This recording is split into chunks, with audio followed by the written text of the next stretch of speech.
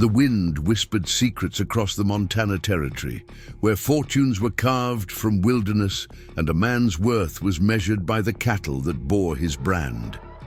In Pine Creek, two families stood on opposite sides of an invisible line. One, built on wealth and intimidation, the other on law and quiet dignity. What happened when these worlds collided wasn't just a marriage. It was a revelation that would change everything they thought they knew about power, perception, and the courage it takes to truly see someone for who they are. Before we jump back in, tell us where you're tuning in from. And if this story touches you, make sure you're subscribed, because tomorrow I've saved something extra special for you. Montana Territory, 1891. A land where opportunity and hardship rode the same horse, and a man's reputation could outweigh gold in value. The Raven Creek Ranch sprawled across the valley like a kingdom. 20,000 head of cattle, 70 ranch hands, and one man whose word was considered gospel in 3 counties. William Mitchell didn't build an empire by asking permission. He took what he wanted, expanded without apology, and expected the world to bend to his vision, including his only son. Thomas Mitchell stood at the window of his father's study, watching. Storm clouds gather over the distant mountains. The room smelled of leather-bound books no one read, and cigars imported from places Thomas had never seen. Behind him, his father's voice cut through the silence. "It's decided, Thomas. You'll marry Sheriff Hawkins' daughter by month's end." Thomas didn't turn around. His shoulders tensed beneath his tailored jacket, but his voice remained level. "I don't even know her." William Mitchell's laugh held no warmth. "Knowing has nothing to do with it. Henry Hawkins controls the water rights to the Eastern Valley. I need that land, and he needs security for his daughter. It's business, plain and simple." Emma Hawkins. Thomas finally turned, brow furrowed. "Father, no one's seen her in years. Not since her accident, yes." William waved dismissively. "She keeps to herself, manages her father's affairs. Doesn't matter what she looks like or if she's damaged goods. The arrangement benefits us both." Thomas felt something cold settle in his stomach. "So I'm to marry a recluse I've never met because you want more grazing land?" William's eyes hardened. "You're to marry her because you're a Mitchell, and Mitchells do what's necessary to secure their legacy. Your grandfather started with nothing but a broken-down wagon and 5 skinny cows. I turned that into the largest operation in the territory. What will you contribute, Thomas?" The question hung in the air between them, the same question that had shadowed Thomas his entire life. What will you contribute? In a family where worth was measured in acres and influence, Thomas had always felt the weight of expectation pushing down on his shoulders. "When?" Thomas asked, his voice resigned. "You'll ride to town tomorrow, meet with Hawkins. The wedding will be at the end of the month." William opened a drawer and pulled out a small velvet box. "Your grandmother's ring. It should satisfy the formalities." Thomas took the box without opening it. "And if I refuse?" William's smile didn't reach his eyes. "Then you can find your own way in this world, without the Mitchell name or resources behind you. Your choice, son." Choice, as if there had ever been such a thing in this house. That night, Thomas sat on the edge of his bed, the ring box open beside him. The diamond caught the lamplight, throwing fractured patterns across the wall. He'd always known this day would come, when his father would arrange a suitable match, someone with the right connections or property. But he'd imagined at least the pretense of courtship, perhaps a banker's daughter from Helena or a cattle baron's niece from Wyoming. Not Emma Hawkins, the sheriff's daughter who hadn't been seen at church or social gatherings in over 5 years. The whispers around town painted her as a sad figure, plain before her accident, now scarred and broken in spirit. A recluse who kept her father's books and avoided the public eye. Thomas closed the ring box with a snap. Tomorrow he would ride into Pine Creek and face his future. The town of Pine Creek sat nestled in the valley like an afterthought. One main street, a church, general store, saloon, and a scattering of houses that grew more humble the farther they stretched from the center. Sheriff Henry Hawkins's home stood at the edge of town, a modest two-story structure with a front porch that had seen better days. Thomas dismounted in front of the house, straightening his coat and adjusting his hat. He'd chosen his plainest clothes, no silver conchos or fancy stitching. Something told him ostentation wouldn't serve him well today. Sheriff Hawkins opened the door before Thomas reached the porch. He was a tall man, lean and weathered, with eyes that missed nothing. The badge on his chest caught the sunlight. "Mitchell," he said, neither friendly nor hostile, just acknowledgement. "Sheriff Hawkins." Thomas removed his hat. "I believe you're expecting me." The older man nodded once. "Come in. Emma's in the study." The house was clean and modest, functional furniture, a few books, walls adorned with simple paintings of local landscapes. No frills, no pretense. It was the home of a man who valued substance over appearance. Already Thomas felt out of place. Sheriff Hawkins led him to a small room at the back of the house. "Emma," he called, his voice softening slightly. "Thomas Mitchell is here." Thomas steeled himself, unsure what to expect. The stories about Emma Hawkins varied, depending on who told them. Some said her face had been badly scarred in a fire. Others claimed she was simple-minded after a fever. The crueler tongues in town whispered that she'd always been plain as dirt, and the accident story was just a convenient excuse for her to hide away. The woman who stood from the desk didn't match any of those stories. Emma Hawkins was neither strikingly beautiful nor painfully plain. She was present. Her face bore a single scar that ran from her right temple down to her jaw, noticeable but not disfiguring. Her hair was pulled back in a simple style, brown with hints of amber. Where the light touched it, she wore a practical dress, blue and unadorned. But it was her eyes that caught Thomas off guard, clear, intelligent, and utterly unimpressed. "Mr. Mitchell," she said, her voice steady and unexpectedly deep. "I assume you're here to make arrangements." Thomas realized he was staring and quickly extended his hand. "Miss Hawkins, yes, that is, our fathers have discussed a business arrangement disguised as a marriage." She finished for him, accepting his handshake briefly. Her grip was firm. "Please sit down. We might as well discuss the terms directly." Sheriff Hawkins cleared his throat. "I'll leave you two to talk." He gave his daughter a look. Thomas couldn't quite interpret before stepping out, closing the door behind him. Thomas sat across from Emma, suddenly aware that he'd prepared no speech, no courtship words, nothing that might ease this awkward situation. She saved him the trouble. "Let's be clear, Mr. Mitchell," Emma said, folding her hands on the desk. "I understand why your father wants this marriage.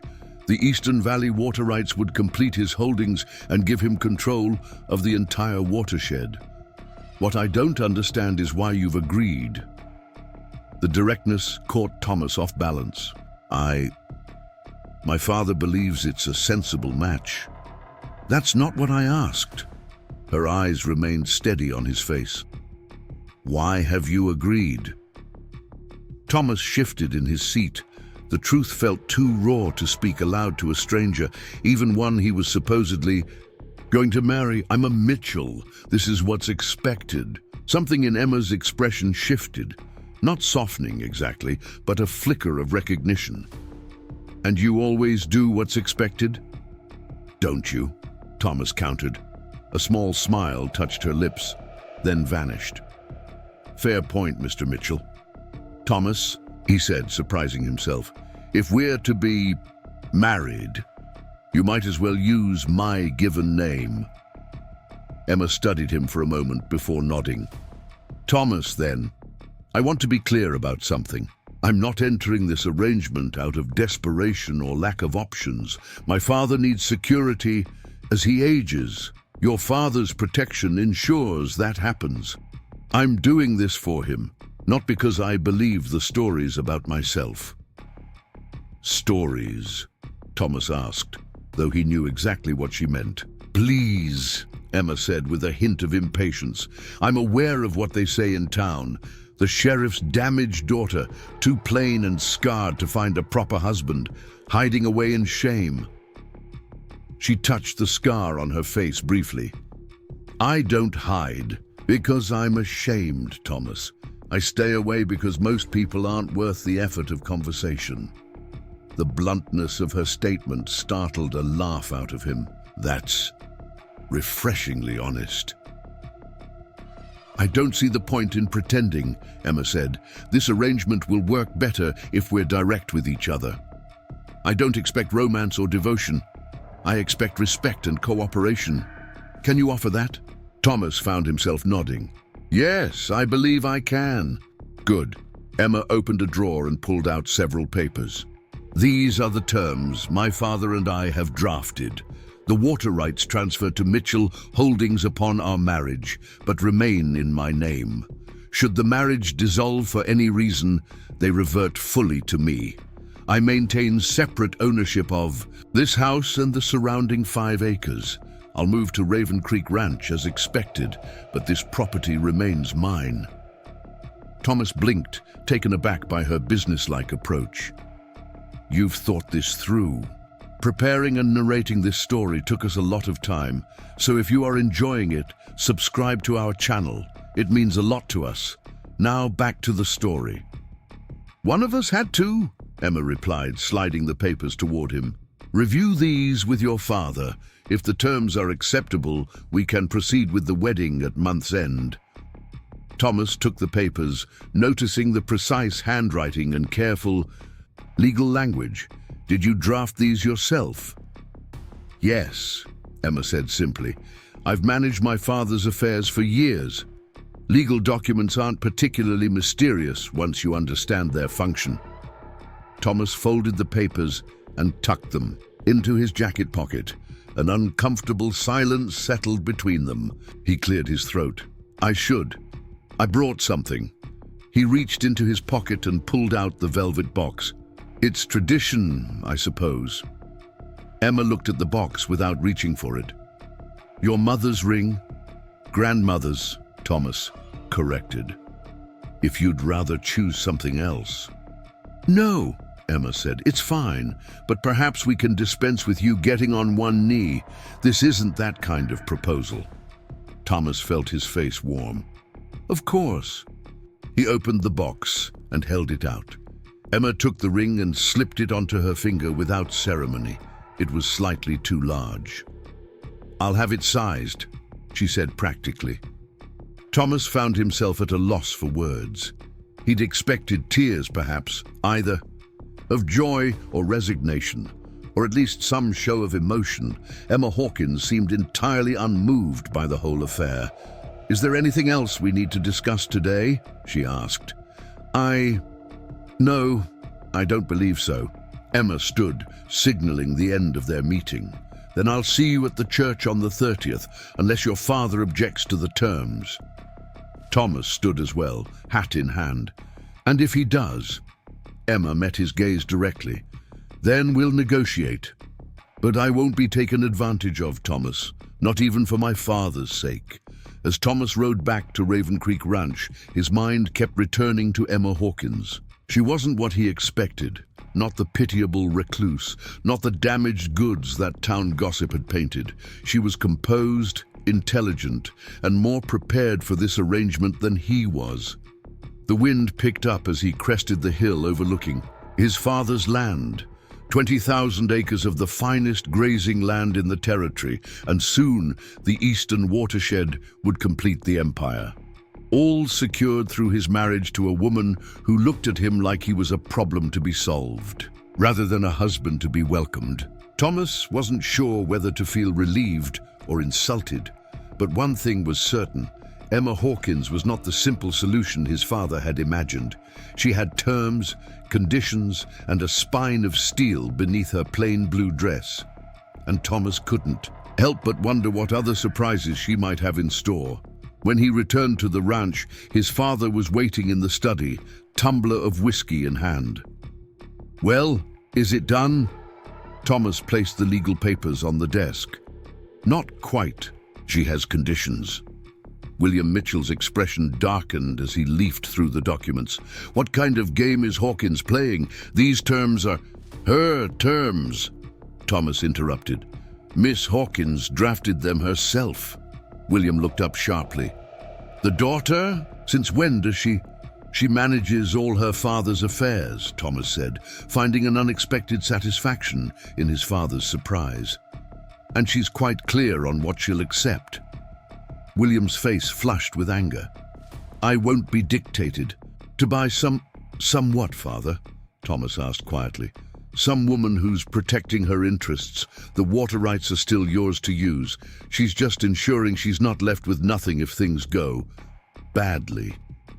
William drained his whiskey in one swallow. And since when do you defend the interests of strangers over your family? I'm not defending anyone, Thomas said. I'm telling you the reality. These are her terms. Accept them and you get the water rights you want. Refuse and we find another way. William studied his son's face, seeing something there he hadn't noticed before. You're different since seeing her. What did she do to you in one afternoon? Thomas thought of Emma's direct gaze, her unapologetic practicality, her refusal to play the role everyone had assigned her. Nothing, father. She simply showed me that sometimes people are more than the stories we tell about them.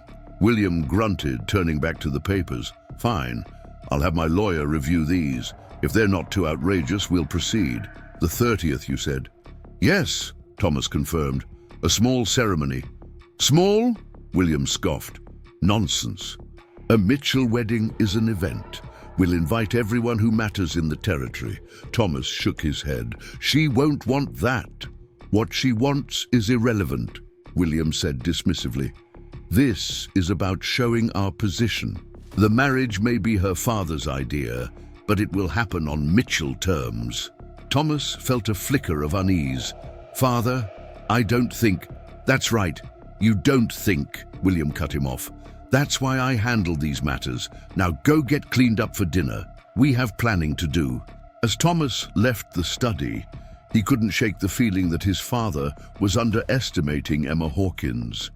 He suspected that was a mistake many had made before, one that Emma had learned to use to her advantage. He wondered if he was making the same mistake himself. Pine Creek Church stood bright against the Montana sky, its white clapboard walls freshly painted for the occasion. Despite Thomas's protests, William Mitchell had his way. The guest list included every rancher, businessman, and dignitary within 50 miles. Carriages lined the dusty main street, and curious onlookers gathered to witness the joining of the territory's most powerful family with the respected sheriff's mysterious daughter. Inside, Thomas waited at the altar, collar uncomfortably tight. Against his throat, the church pews overflowed with people he barely knew, their whispers creating a constant hum beneath the organ music. His father sat in the front row, back straight, expression satisfied, like a man who'd just closed a profitable deal. Heard no one's seen the Hawkins girl in years, one of the ranchers behind Thomas murmured. Mitchell must be desperate for those water rights. Me. Or the girl's desperate for a husband, came the reply, followed by poorly concealed laughter. Thomas fixed his gaze on the cross above the altar, ignoring the gossip. The conversations died abruptly as the church doors opened. Sheriff Hawkins stood there tall and dignified in his best suit, his daughter's hand resting lightly on his arm. Emma wore no veil. Her dress was ivory rather than white, simple in design but impeccably tailored to her figure. The scar on her face was visible to all, neither hidden nor accentuated. She met the stares of the crowd with a level gaze, her chin lifted slightly. As she walked down the aisle, her eyes remained fixed on Thomas, evaluating rather than adoring. The ceremony was brief, traditional words spoken in clear voices.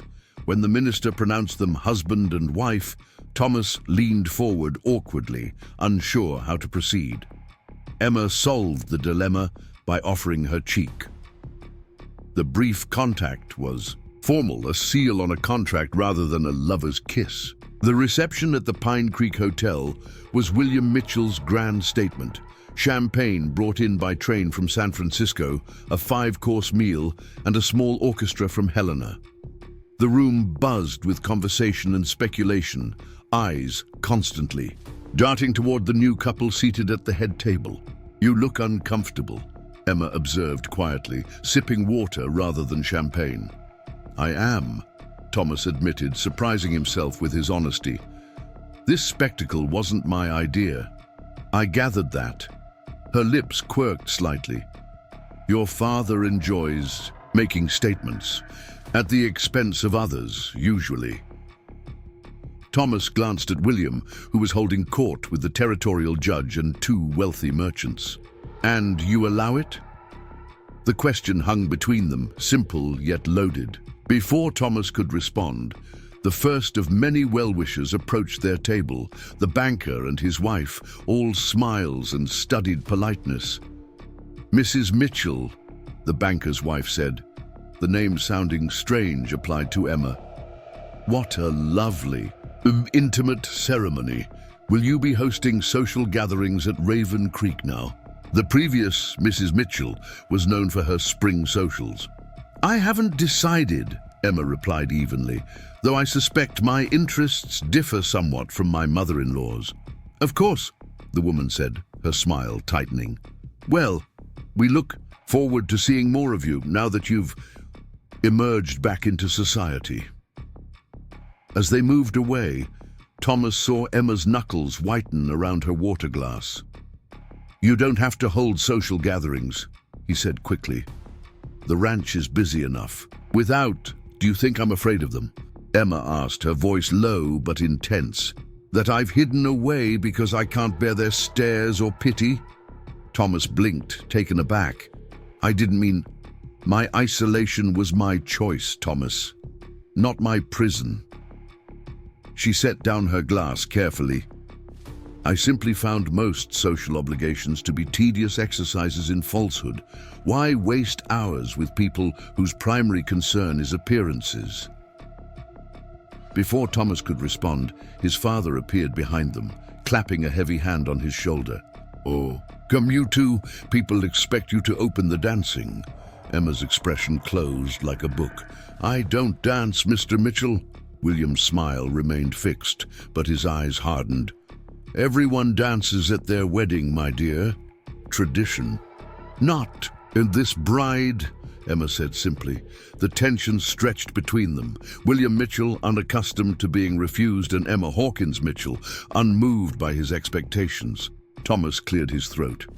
"Perhaps just a brief turn around the floor to satisfy convention," he suggested, offering his hand to Emma. "Then we can make our escape." Emma studied him for a moment, then placed her hand in his. "Very well. 1. Dance." As Thomas led her to the center of the floor, the orchestra began a waltz. Onlookers formed a circle, their expressions ranging from curiosity to poorly concealed amusement. Emma stood stiffly as Thomas placed his hand at her waist. "Relax," he murmured. "They're already talking. Might as well give them something worth discussing." Something flickered in Emma's eyes, surprise perhaps, or reluctant appreciation. "You're not what I expected, Thomas Mitchell." "Likewise, Mrs. Mitchell." He guided her into the first steps of the waltz. She followed with unexpected grace, her movements precise if not flowing. "Where did you learn to dance?" "My mother," Emma replied, her voice softening slightly. "Before she died, she believed a woman should know how to move through the world with dignity." Thomas nodded, sensing this small, personal detail was significant. "She taught you well." They completed the dance in silence, aware of the eyes following their every move. When the music ended, Thomas bowed formally and Emma offered a small curtsy. They had fulfilled the obligation, nothing more. As the evening progressed, Thomas noticed Emma's increasing discomfort. not from the stares or whispers, but from simple exhaustion. When she stifled a third yawn behind her hand, he made his decision. "I believe it's time we departed," he announced to his father, who frowned in response. "Nonsense. The governor hasn't even made his toast yet," William protested. "My wife is tired," Thomas said firmly, the word wife still strange on his tongue. "We're leaving." Without waiting for a response, he offered his arm to Emma, who took it with evident relief.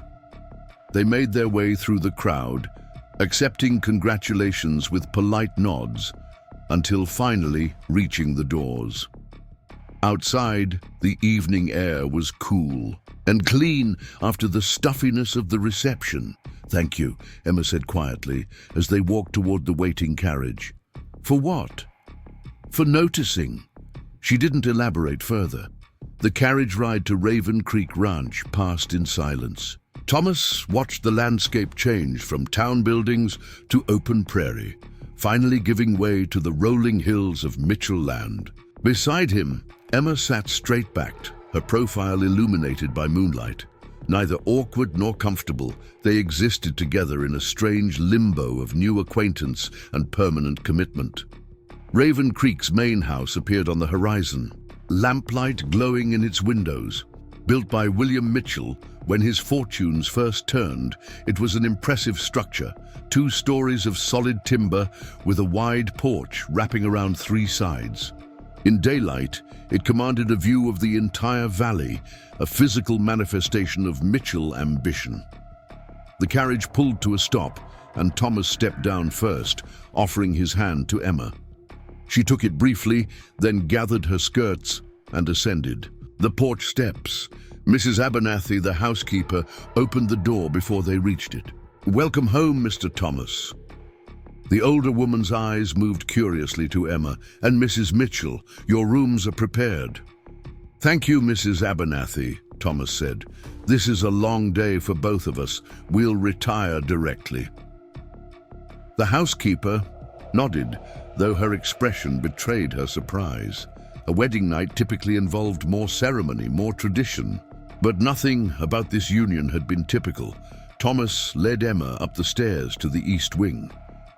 "I've had your things moved to the guest suite," he explained, stopping at a door midway down the hall. "It has its own sitting room and a view of the sunrise. My rooms are across the hall." Emma's brow furrowed slightly. "Separate rooms, I thought." Thomas faltered, suddenly uncertain. "That is, I assumed you'd prefer privacy, at least until we become better acquainted." A complex emotion crossed Emma's face, relief mingled with something less identifiable. "That's considerate of you. I may be fulfilling my father's arrangement, but I'm not." Thomas struggled to find the right words. "I don't expect more than you're willing to give." Emma studied him in the dim hallway light. "Most men would." "I'm not most men," Thomas said simply. "Perhaps not." She rested her hand on the doorknob. "Good night, Thomas." "Good night, Emma." As he crossed to his own room, Thomas felt the weight of the day pressing down on him. He had a wife now, a stranger with careful eyes and guarded words, a woman who brought water rights and complications in equal measure. As he loosened his tie and sank into a chair by the window, he wondered what tomorrow would bring in this new, uncertain life they'd begun. Dawn came early at Raven Creek, painting the eastern sky in shades of pink and gold. Thomas dressed quickly in his working clothes. A simple shirt, sturdy trousers, and well-worn boots. He had expected to be the first one downstairs, but as he entered the dining room, he found Emma already seated, a cup of coffee and the ranch ledger open before her. She wore a practical day dress of slate blue, her hair pulled back in a simple knot.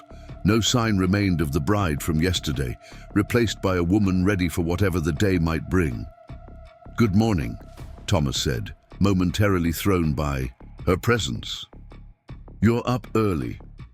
"I don't sleep much," Emma replied, glancing up from the ledger. "Mrs. Abernathy showed me where to find coffee. I hope you don't mind."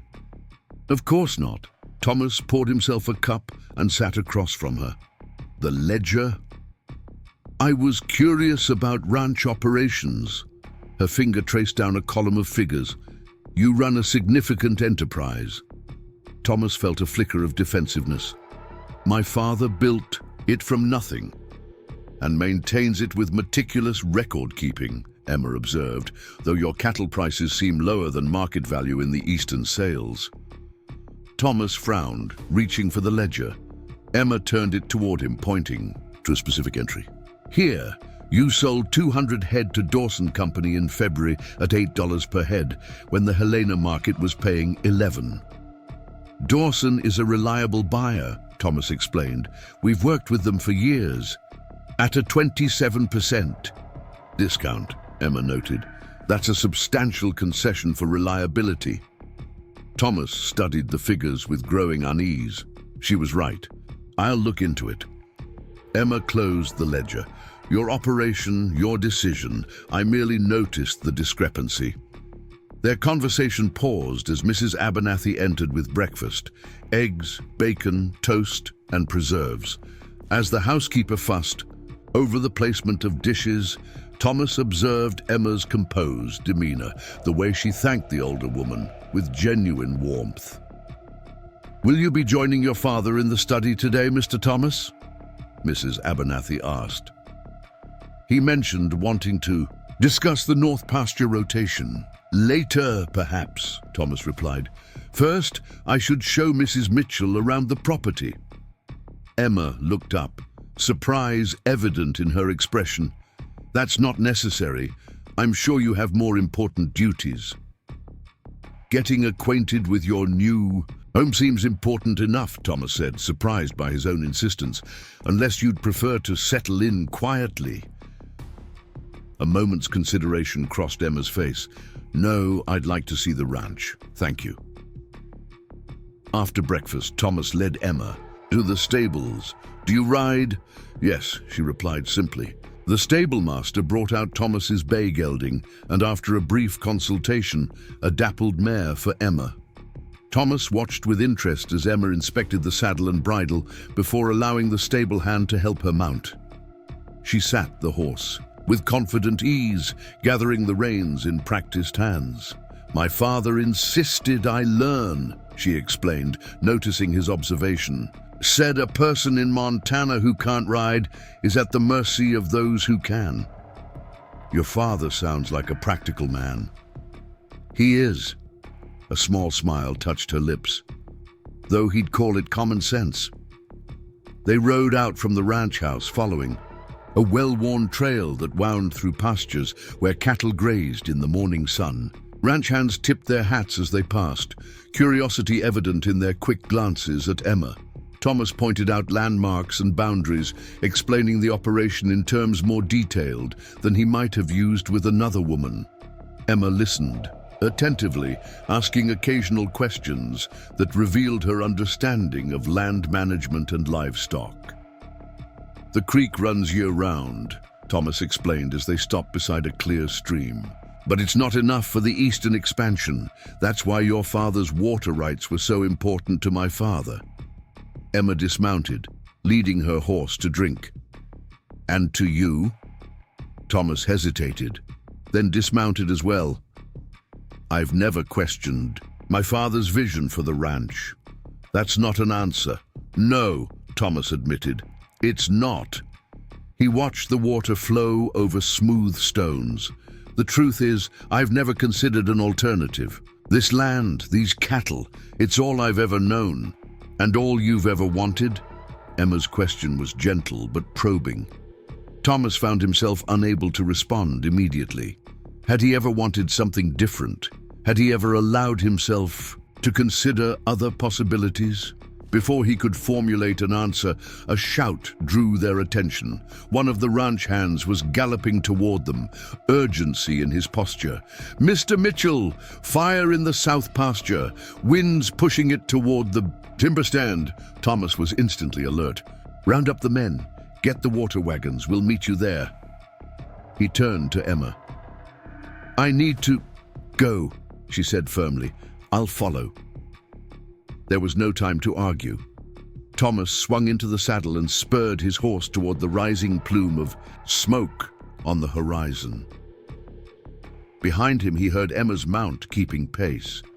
The fire had started small, perhaps a carelessly discarded cigarette or a lightning strike from the previous night's storm, but the dry grass had caught quickly, and the wind was driving the flames toward a dense stand of pines. If the fire reached the trees, it would become a far more dangerous blaze, potentially threatening the eastern pastures and even the ranch house itself.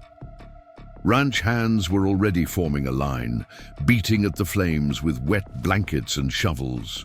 Others were digging a firebreak, trying to create a barrier the flames couldn't cross. The water wagon arrived moments after Thomas, men jumping down to unload buckets and pumps. Thomas dismounted and immediately began shouting orders, organizing the chaotic scene into a coordinated effort. He was so focused on the task that he didn't notice Emma until she appeared beside him, sleeves rolled up, skirt tied back to free her movement. "What can I do?" she asked simply. Thomas started to protest, to send her back to the safety of the ranch house, but something in her steady gaze stopped him. "The men with the shovels need direction," he said instead. "The firebreak needs to curve eastward to account for the wind." Emma nodded and moved toward the diggers without hesitation. Thomas watched for a moment as she began giving clear instructions, pointing to where the line should extend. The men looked surprised, but followed her directions without argument. For 2 hours, they fought the fire together. Thomas organizing the water brigade, Emma ensuring the firebreak was completed in time. Her face was streaked with soot, her dress likely ruined, but she worked with a focus and determination that matched any of the ranch hands. When the last flames were finally extinguished, leaving a swath of blackened earth in their wake, a collective sigh of relief passed through the exhausted crew. "We saved the timber," one of the older hands commented, wiping sweat from his brow. "Another half hour and we'd have lost it for sure." Thomas nodded, surveying the damage. "The pasture will recover by spring. Get some men to watch for hotspots overnight." As the ranch hands dispersed to their tasks, Thomas finally turned his attention to Emma. She stood at the edge of the burned area, staring out at the scorched land with an unreadable expression. "You should have gone back to the house," he said, approaching her. "This was dangerous." "So was sitting idle while your livelihood burned," Emma replied without looking at him. "I don't fear a little smoke and exertion, Thomas. I've seen grown men panic in a wildfire." "And did I panic?" Now she turned to face him, one eyebrow raised in challenge. Thomas studied her soot-streaked face, the determined set of her jaw. "No," he admitted. "You were remarkable." Something flickered in her eyes. Surprise, perhaps, at the genuine admiration in his voice. "I simply did what was necessary. Most women of your position would consider it necessary to faint at the mere mention of fire," Thomas said, with a hint of a smile. "I'm not most women." Emma brushed at her ruined dress. "Though I expect Mrs. Abernathy will be horrified by the state of me." "She's seen worse," Thomas assured her. "My mother once returned from a ride covered head to toe in mud after her horse threw her in a bog. Father didn't let her hear the end of it for months." Emma's expression softened slightly. "You never mention your mother."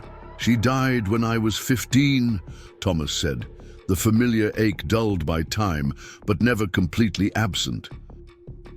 "Fever took her in less than a week."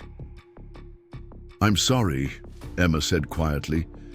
"It's a difficult thing, losing a mother."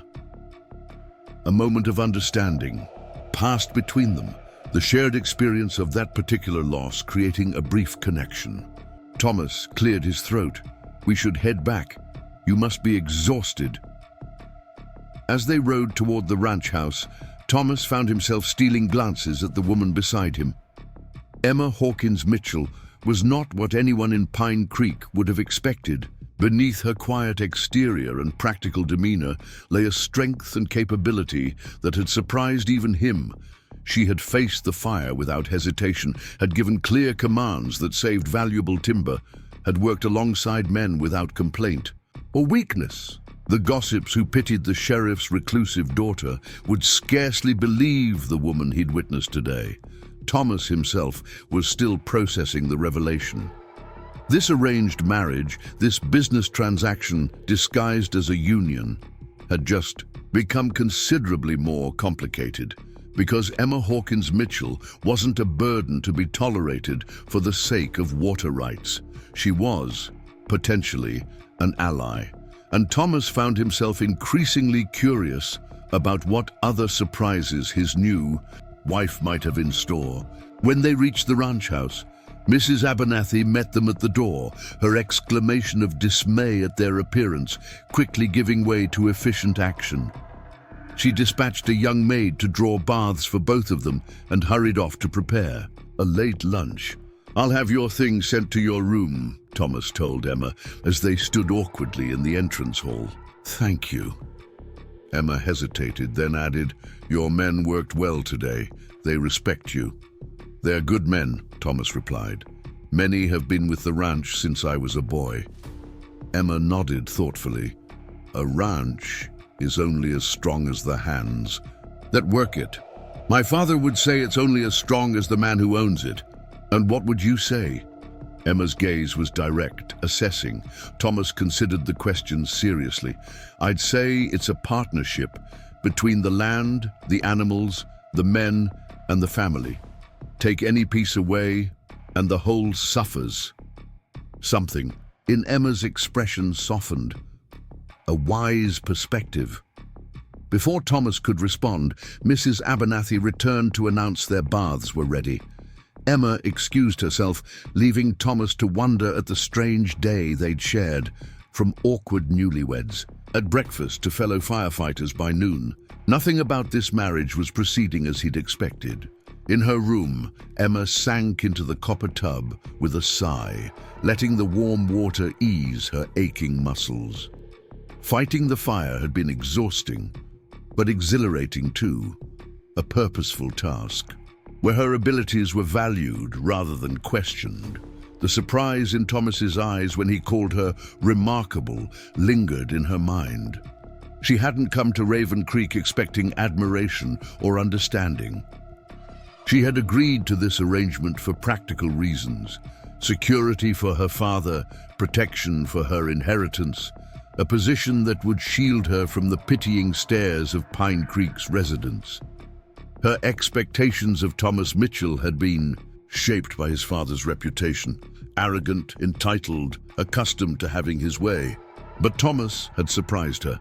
His consideration in providing separate rooms, his patience during the tour of the ranch, his willingness to accept her help during the fire, treating her as a capable partner rather than a delicate burden. He wasn't William Mitchell's copy, despite being raised in his shadow. Emma washed the soot from her hair, her thoughts continuing to circle around her new husband. He was handsome, certainly, tall and broad-shouldered, with eyes that observed more than he revealed, but physical appearance meant little to Emma. She had learned long ago that a pleasing exterior often disguised a disappointing interior. What interested her more was Thomas's apparent thoughtfulness, his way of considering questions before answering, his evident care for the land and the people who worked it. He seemed a man of substance beneath the Mitchell name and wealth.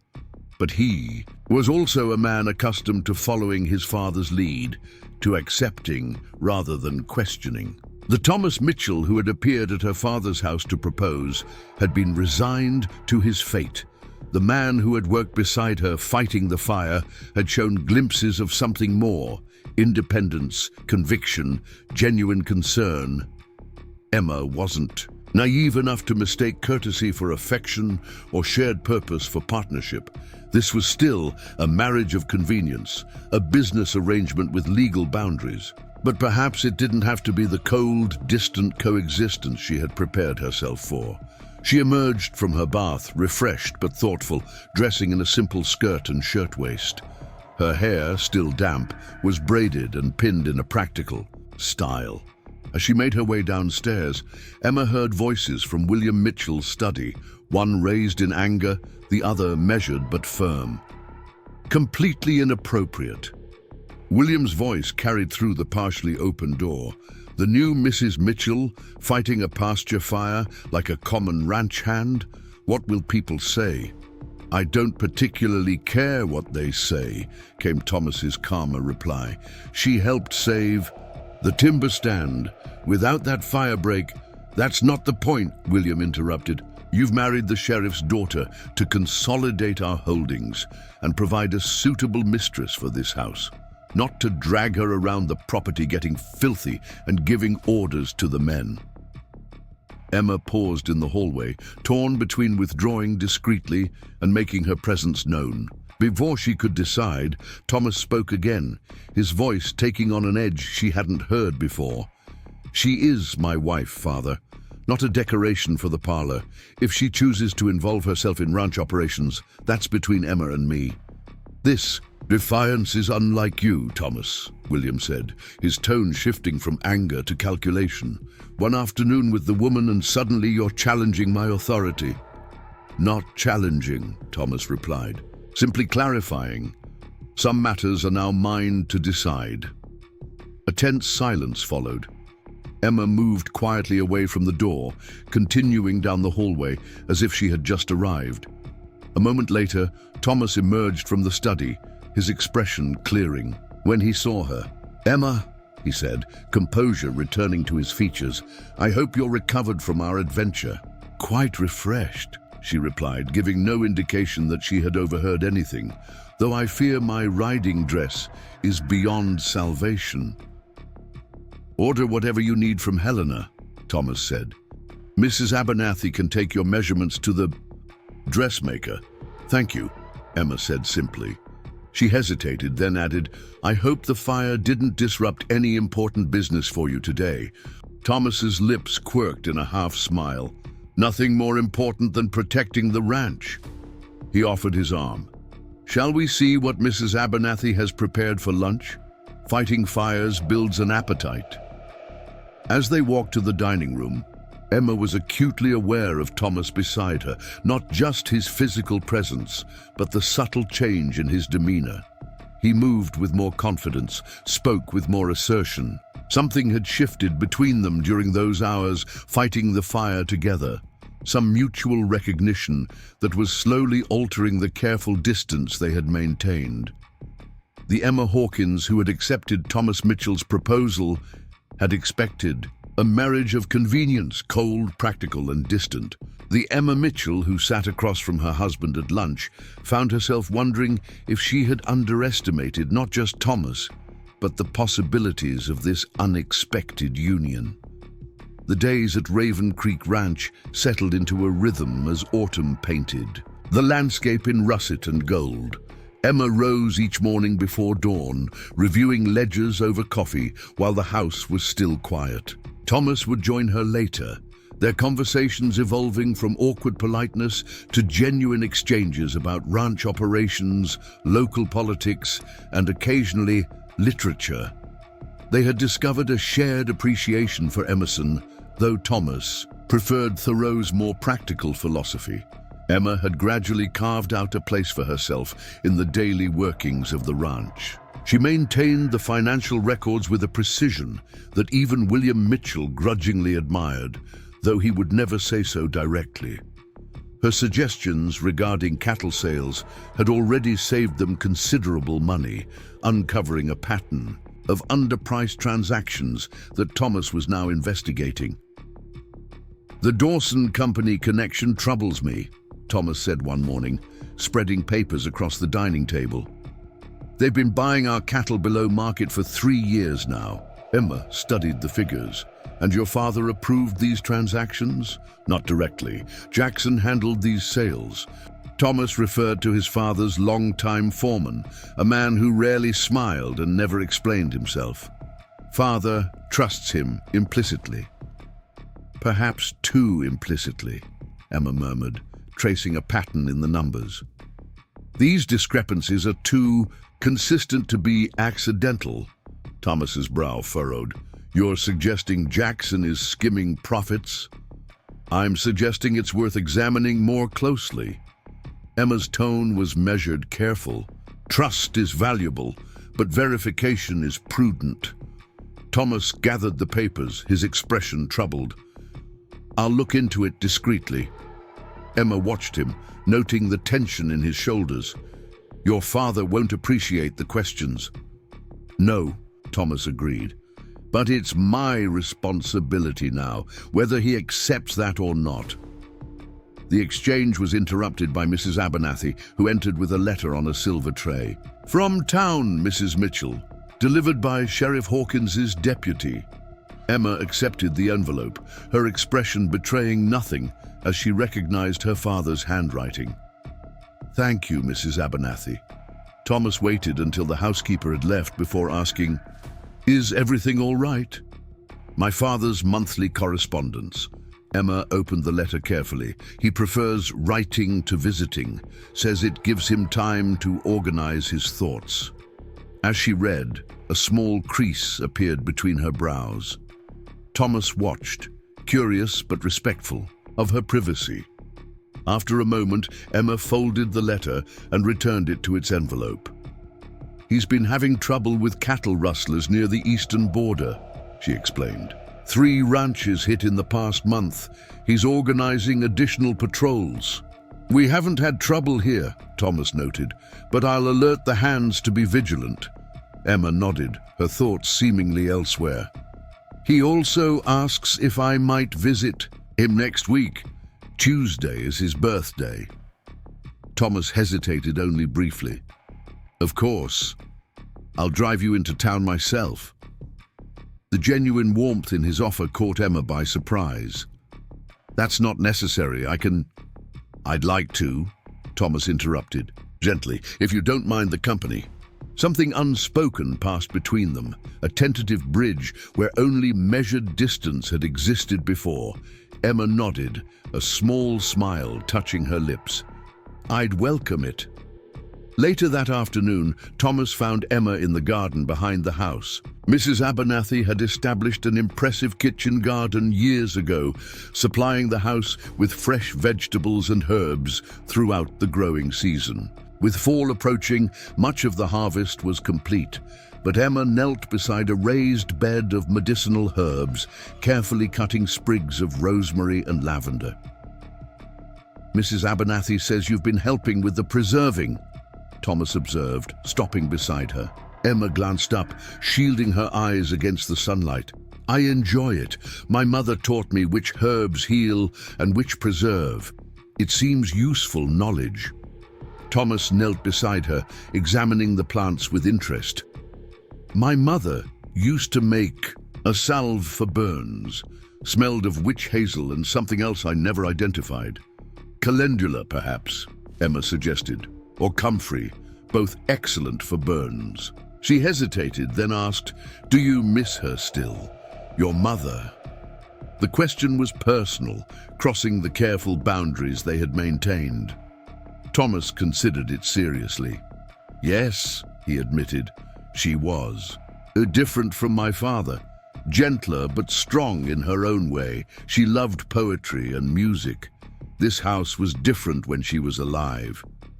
Emma continued her harvesting, giving him space to speak or remain silent as he chose.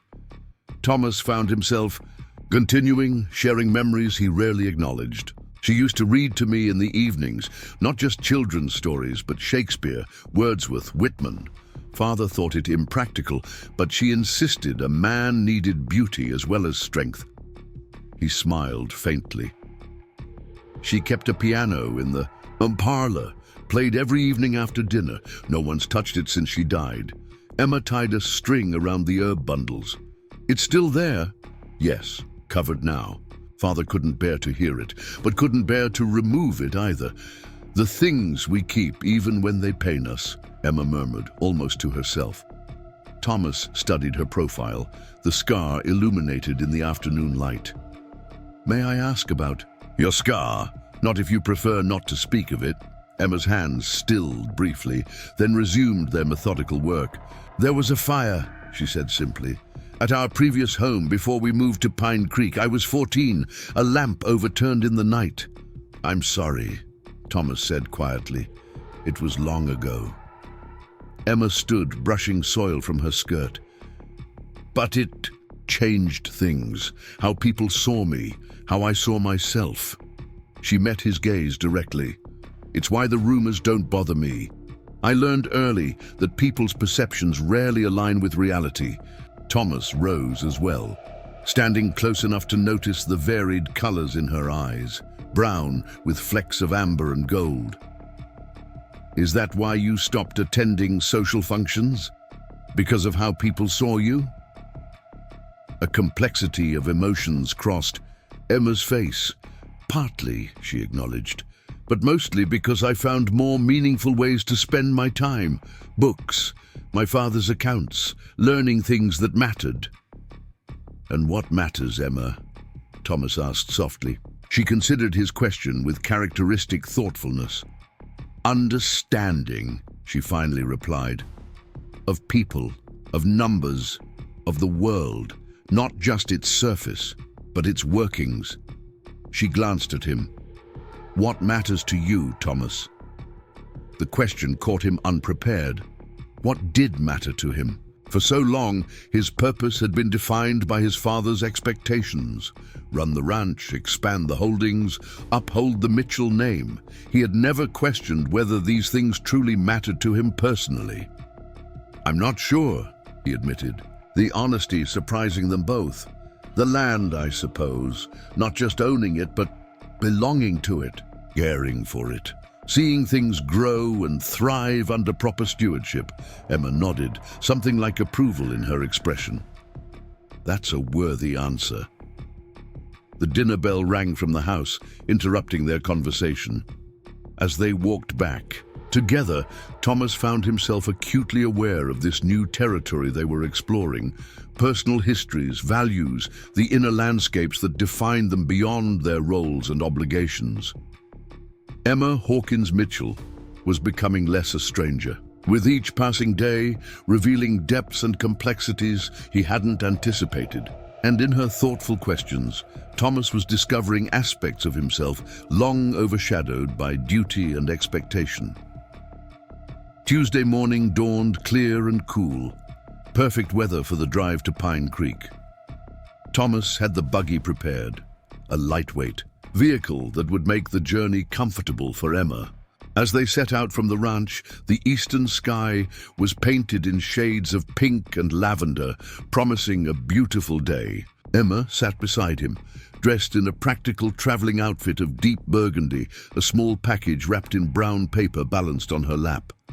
Father doesn't expect gifts, she explained, noticing Thomas's glance. But I found a first edition Twain. He's been wanting. You're close with him, Thomas observed, guiding the horses onto the main road. Yes, Emma agreed simply. After my mother died, and especially after the fire, it was just the two of us. He never remarried, though many thought he should. Why didn't he? Emma was quiet for a moment. He said once that some loves can't be replaced, only honored in memory. She adjusted her hat against the morning breeze. I think it frightened him too, the possibility of loving someone that much again, knowing how quickly it could be lost. The personal revelation hung in the air between them. Thomas found himself wondering about Emma's own views on love, whether she shared her father's caution or held different beliefs. But the question felt too intimate, crossing a boundary their careful companionship wasn't yet ready to breach. Instead, he asked about her childhood, her education, her interests beyond the practical skills she had demonstrated at the ranch. Emma spoke of growing up in various frontier towns as her father moved from one sheriff's position to another, of learning bookkeeping from a retired schoolteacher in Helena, of her passion for natural sciences and history. My mother wanted me to attend a ladies' college back east, she revealed. She had family in Boston who offered to sponsor me. But then she died, and the fire happened and those plans changed. Do you regret it? Thomas asked. Not going. East? Emma considered the question seriously. I regret not having the choice, she finally said. But I've made my peace with the path that emerged instead, and there are compensations to staying in the territory. Such as? Space, she said immediately. Freedom to define oneself beyond social conventions, the raw beauty of this land. She glanced at him. And occasionally, surprising connections with others who understand its value.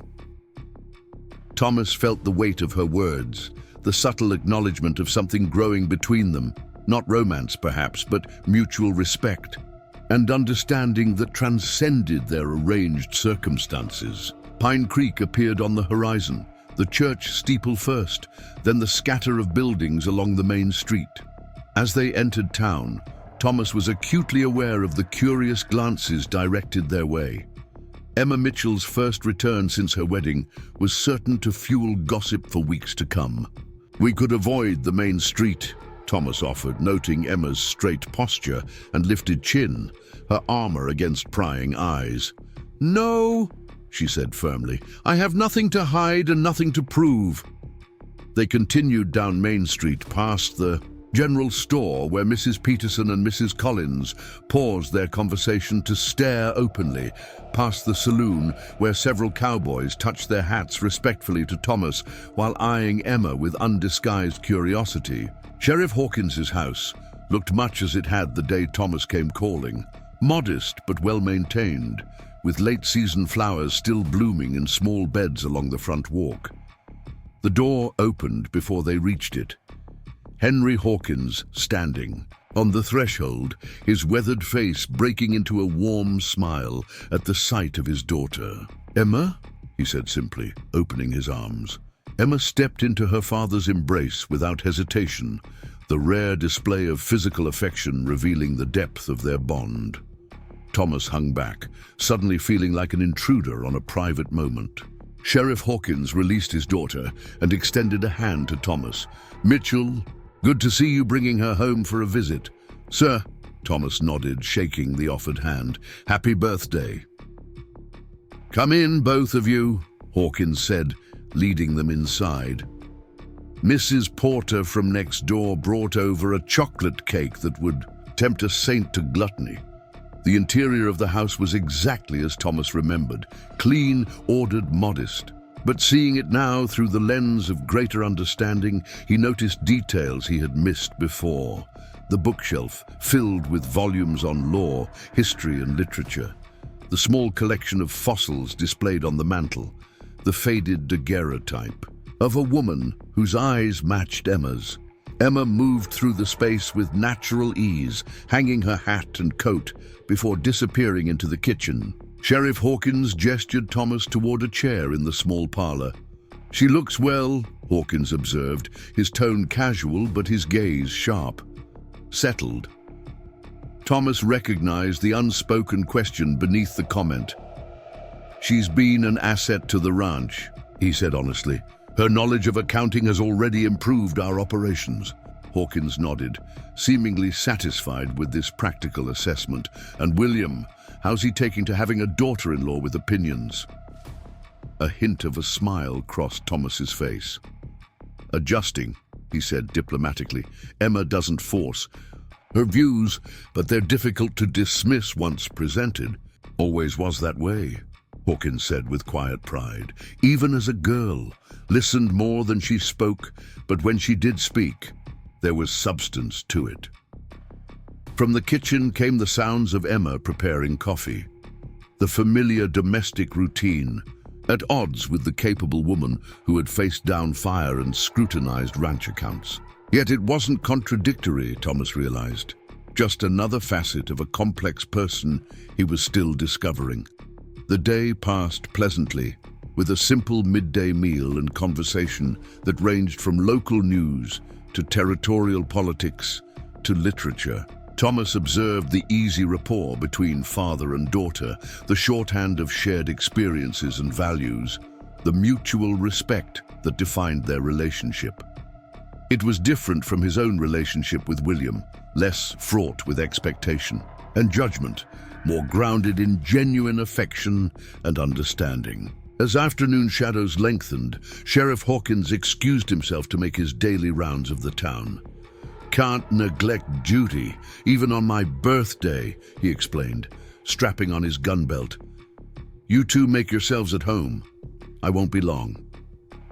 After he left, Emma began gathering the dishes from their meal. Thomas rose to help, collecting cups and saucers from the parlor. "Your father seems pleased with your new situation," he observed, bringing the items to the kitchen where Emma stood at the sink. "He worries less now," she acknowledged, adding soap to the wash basin. "About my future, my security."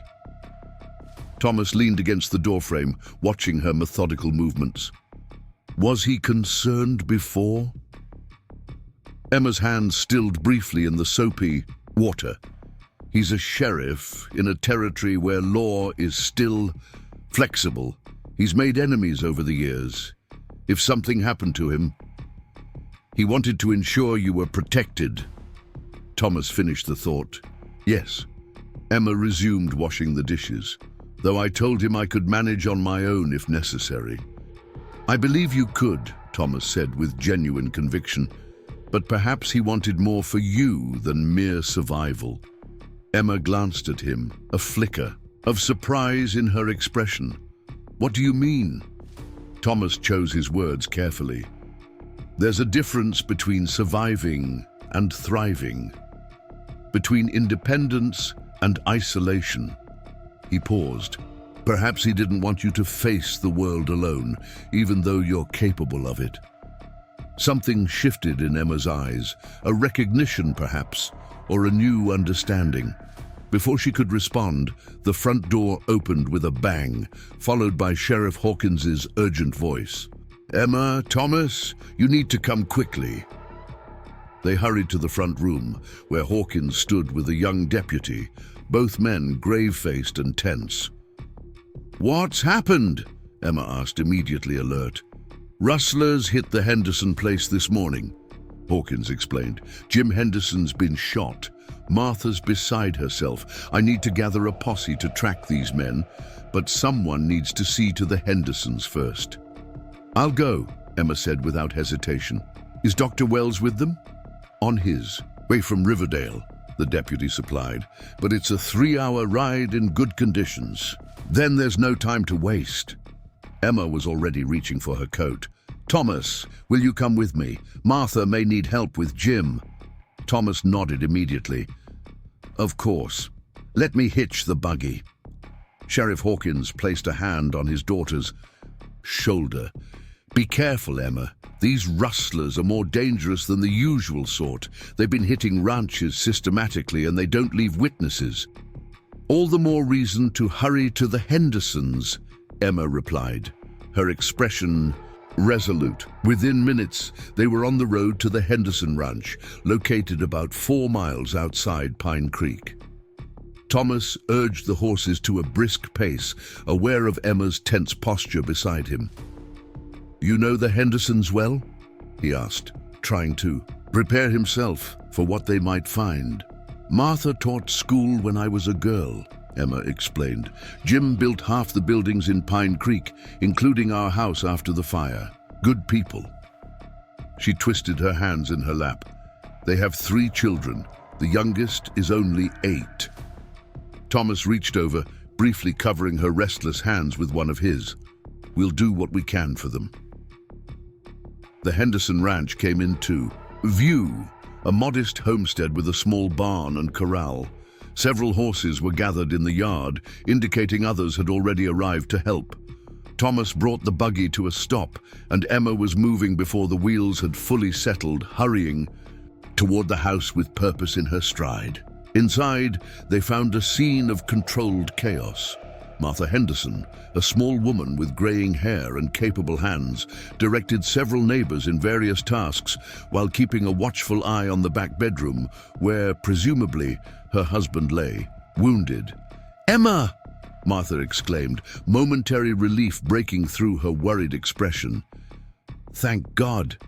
I need someone with a level head." "Where is he?" Emma asked, already removing her coat and rolling up her sleeves.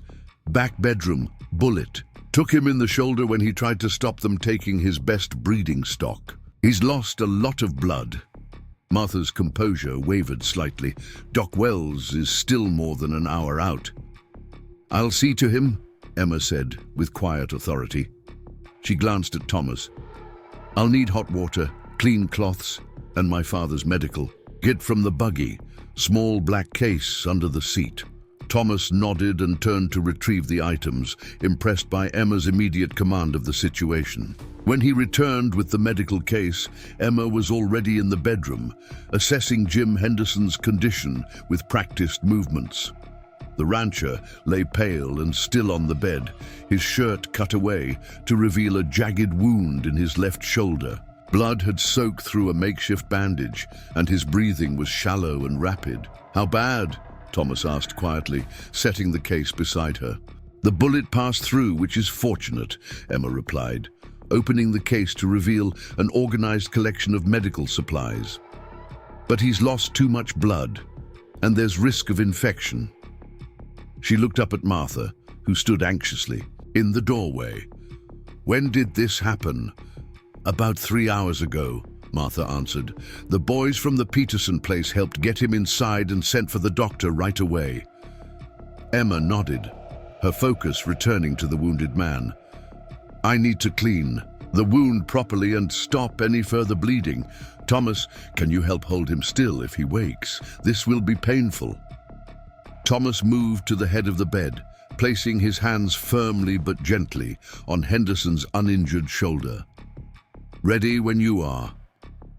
For the next hour, Emma worked methodically, cleaning, disinfecting, and finally stitching both the entry and exit wounds with neat, even sutures. Her hands remained steady throughout, her concentration absolute. Henderson woke briefly during the procedure, groaning in pain before lapsing back into unconsciousness. Where did you learn this? Thomas asked as she applied a poultice of herbs. From the medical kit.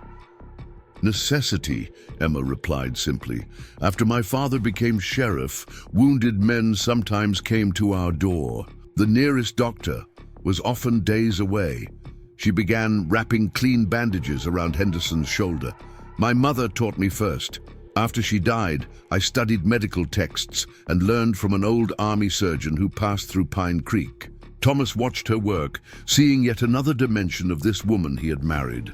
Emma's capable hands had maintained ledgers, fought fires, harvested herbs, and now saved a man's life with equal competence. He should stabilize now, Emma said, securing the bandage. The bleeding has stopped, and the poultice will help prevent infection until Dr. Wells arrives. She looked up at Martha, who had remained a silent, anxious presence throughout. He'll need broth when he wakes, nothing solid for at least a day. And the bandages should be changed every 12 hours. Martha came forward, grasping Emma's, hands in her own. I don't know how to thank you. No thanks needed, Emma replied gently. You would do the same for any of us. They remained at the Henderson Ranch until Dr. Wells arrived, confirming Emma's treatment had been appropriate and likely saved the man's life. By then, it was well past dark, the road back to Pine Creek illuminated only by moonlight, and the lantern Thomas hung from the buggy. We should stay in town tonight, Thomas suggested as they set out. It's too late to return to Raven Creek safely. Emma nodded, fatigue evident in the slope of her shoulders. Father has the spare room ready. He always keeps it prepared when I visit. They rode in comfortable silence for a while, the rhythmic sound of hooves on packed earth, the only accompaniment to their thoughts. Finally, Thomas spoke, his voice quiet in the darkness. You continue to surprise me, Emma Mitchell. She turned toward him, her profile silvered by moonlight. How so? Your medical skills today, the way you took charge without hesitation, your knowledge of herb law, accounting, ranch management. Thomas shook his head slightly. The woman I was told I was marrying bears little resemblance to who you actually are. Emma was quiet for a moment. People see what they expect to see, she finally said. The sheriff's reclusive, damaged daughter, an obligation, a burden. She looked directly at him. "What do you see now, Thomas?" The question hung between them, weighted with significance beyond the simple words. Thomas considered his answer carefully, aware that this moment mattered in ways he couldn't fully articulate. "I see someone remarkable," he said honestly. "Someone of substance and depth. Someone who makes me question what I thought I knew about. Many things." Emma's expression softened in the dim light. "Thank you," she said simply, "for seeing me." As they continued toward Pine Creek, Thomas found himself reflecting on the strangeness of their situation, a marriage arranged for business and convenience that was gradually, unexpectedly, becoming something else entirely. Not love, perhaps, not yet, but a partnership based on growing respect and mutual discovery. Emma Hawkins Mitchell was not the wife he had expected, and Thomas was beginning to realize that he was no longer the man who had reluctantly agreed to his father's arrangement, that he was changing too, seeing the world differently through the lens of their shared experiences. The lights of Pine Creek appeared ahead, small windows glowing with warmth against the dark Montana night. Sheriff Hawkins would be waiting up for them, worried about his daughter and the wounded rancher. Tomorrow, they would return to Raven Creek Ranch and the life they were building there step by careful step, but tonight had shifted something between them, a deeper understanding, a new level of trust.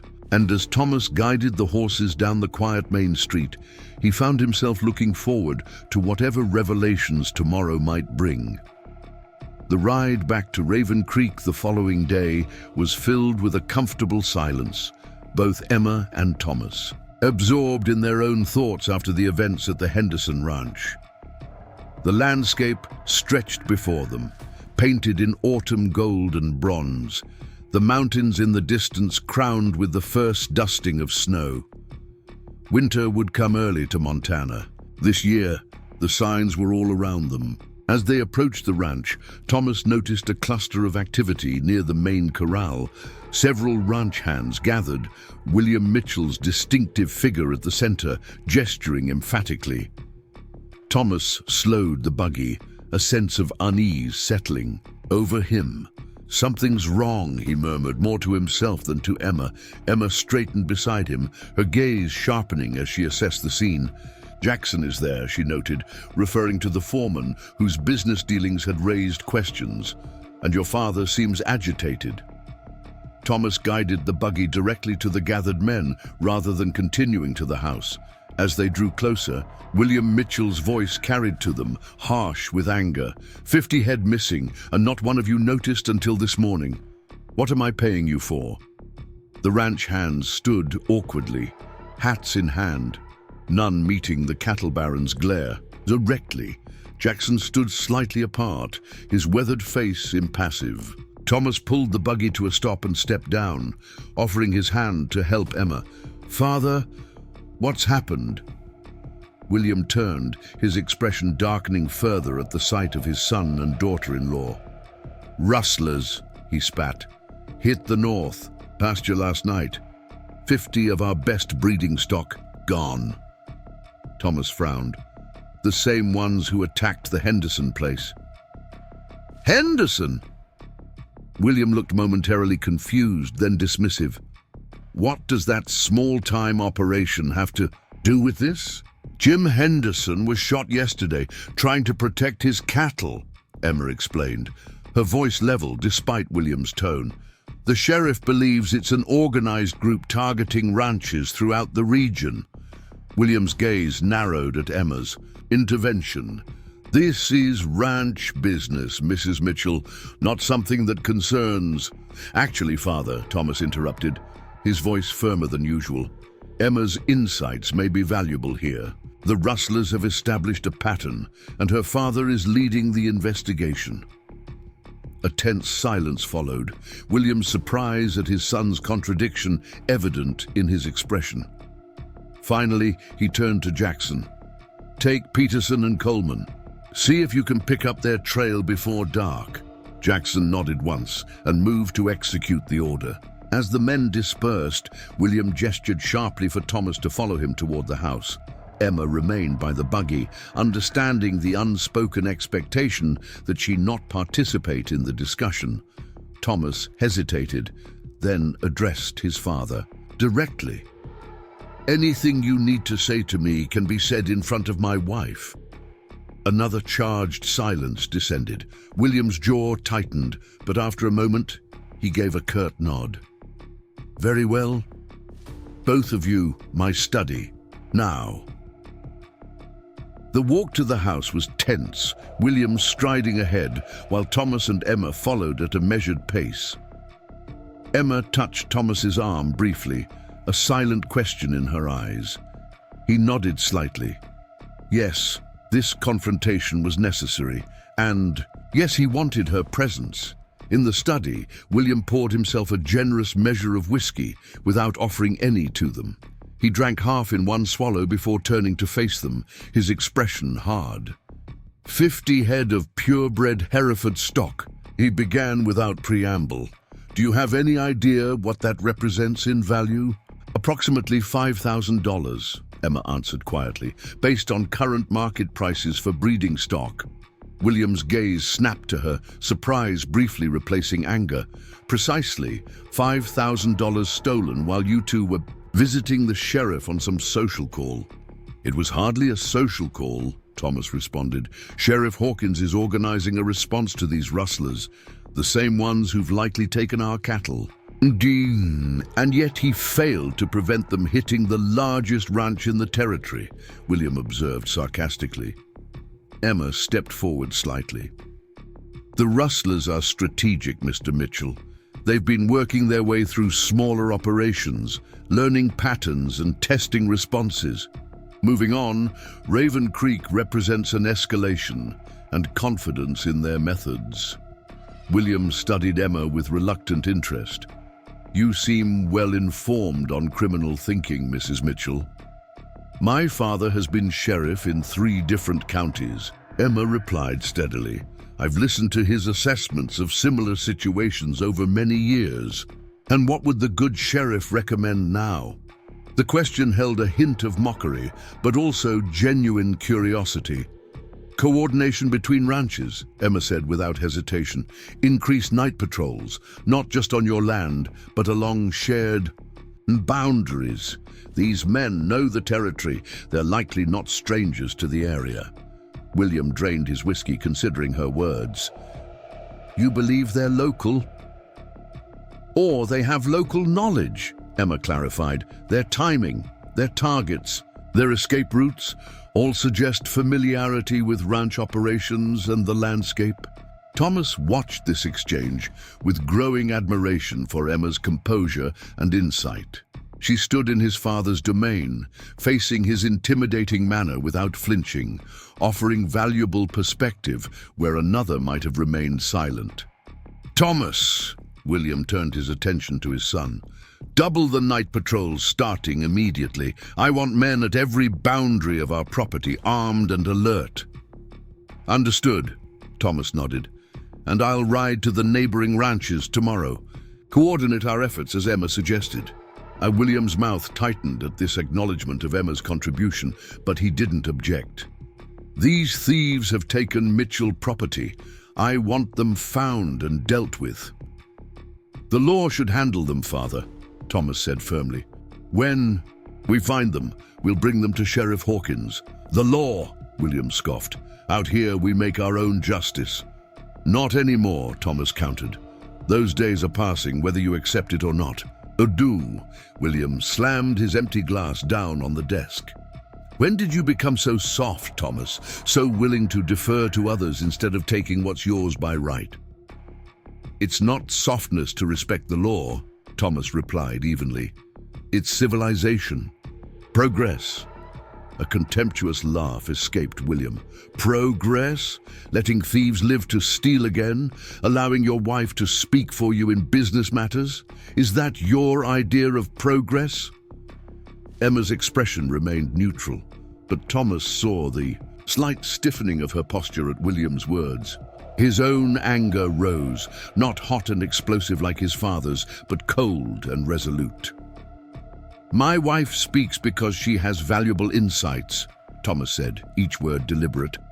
"And I listen because I recognize wisdom regardless of its source. That's not weakness, Father. It's intelligence." William's eyes narrowed, his gaze shifting between his son and daughter-in-law. Something calculating entered his expression. "This marriage has changed you, Thomas, and not for the better." "On the contrary," Thomas responded quietly. "I believe it's changed me for the better. I'm seeing things more clearly now than ever before."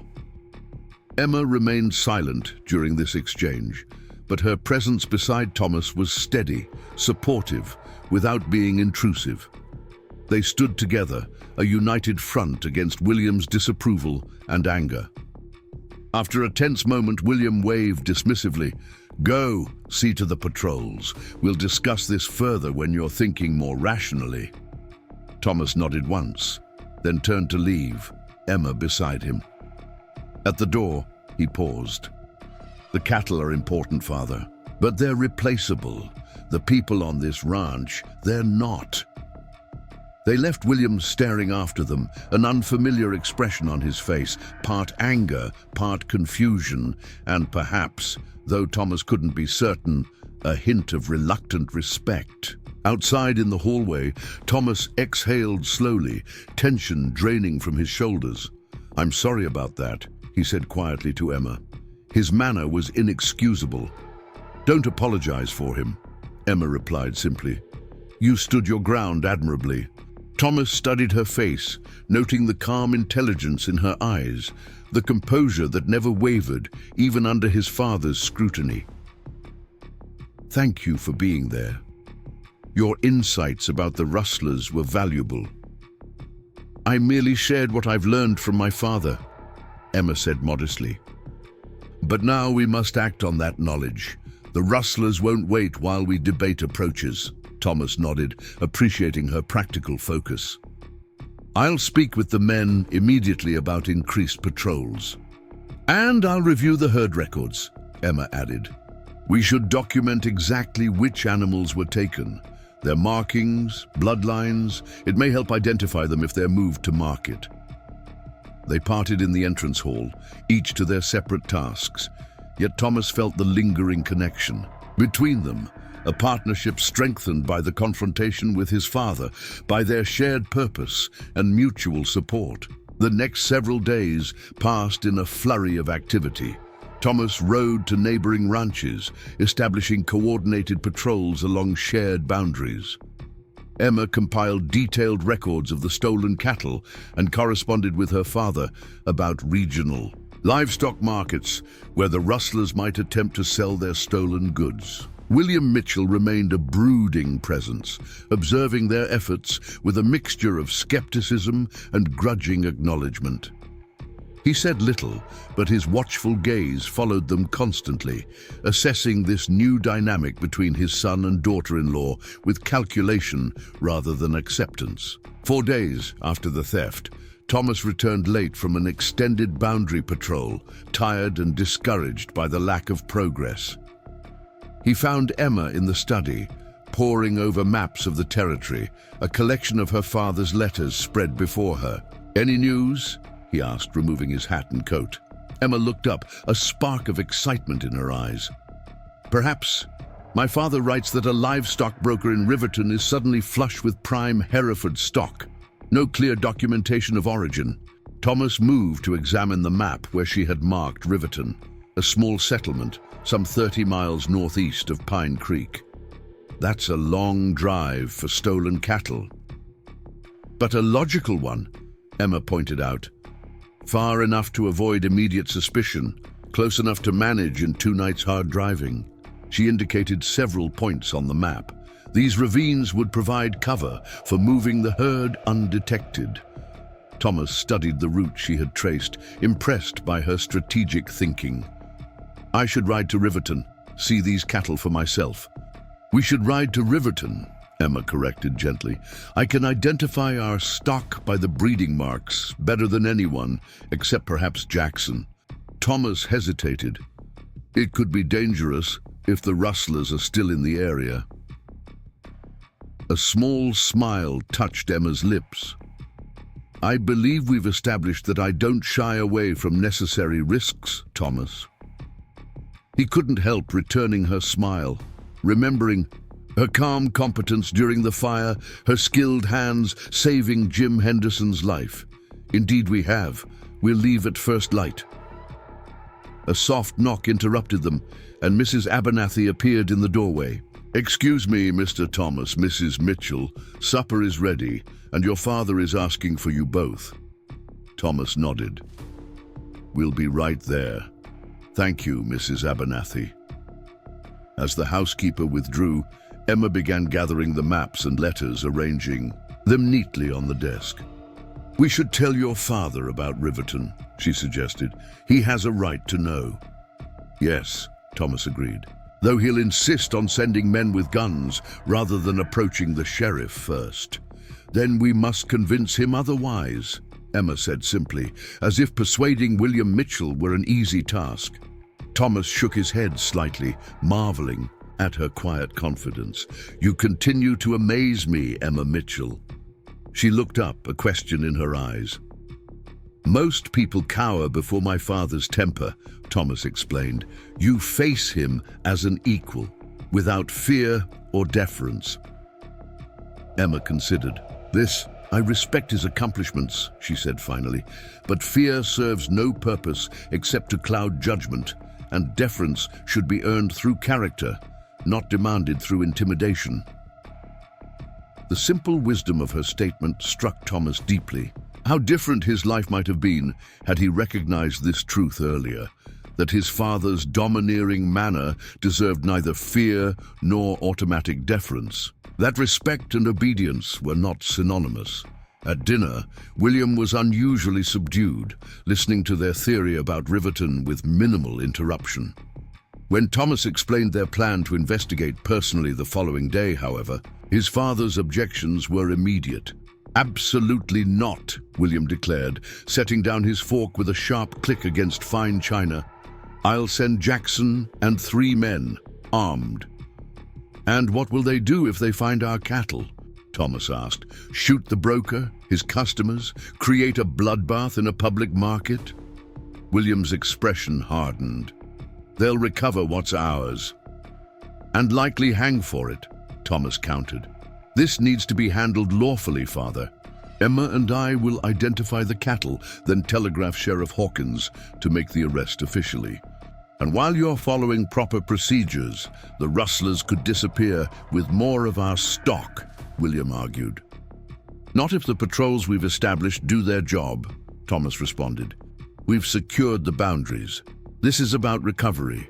Now, not just prevention. Emma spoke quietly from her place at the table. Mr. Mitchell, a violent confrontation would damage the Mitchell reputation far more than the temporary loss of some cattle. The territory is changing. The days of frontier justice are giving way to proper legal proceedings. William's gaze shifted to Emma, assessment in his eyes. You sound like your father, Mrs. Mitchell. I consider that a compliment, Emma replied, evenly. My father has maintained law and order in difficult circumstances without resorting to unnecessary violence. His reputation for fairness serves him well, and you believe such restraint would serve the Mitchell name equally well? William's tone was skeptical rather than dismissive, a subtle but significant shift. I do, Emma said simply. Respect built on fear is fleeting. Respect built on justice endures. A heavy silence followed her words. Thomas watched his father processing this perspective, so different from the principles that had guided his empire building, yet offered without challenge or reproach, merely as an alternative vision. Finally, William leaned back in his chair. Very well, he said, surprising them both. You may try your lawful approach first, but, his expression grew stern, if it fails, we handle this my way. Agreed, Thomas said quickly before his father could reconsider this unexpected concession. Later that evening, as Thomas prepared for their early departure the next morning, a soft knock sounded at his bedroom door. He opened it to find Emma standing in the hallway, a leather-bound book in her hands. "I'm sorry to disturb you," she said, "but I thought you might want to see this before tomorrow." Thomas invited her in with a gesture, curious.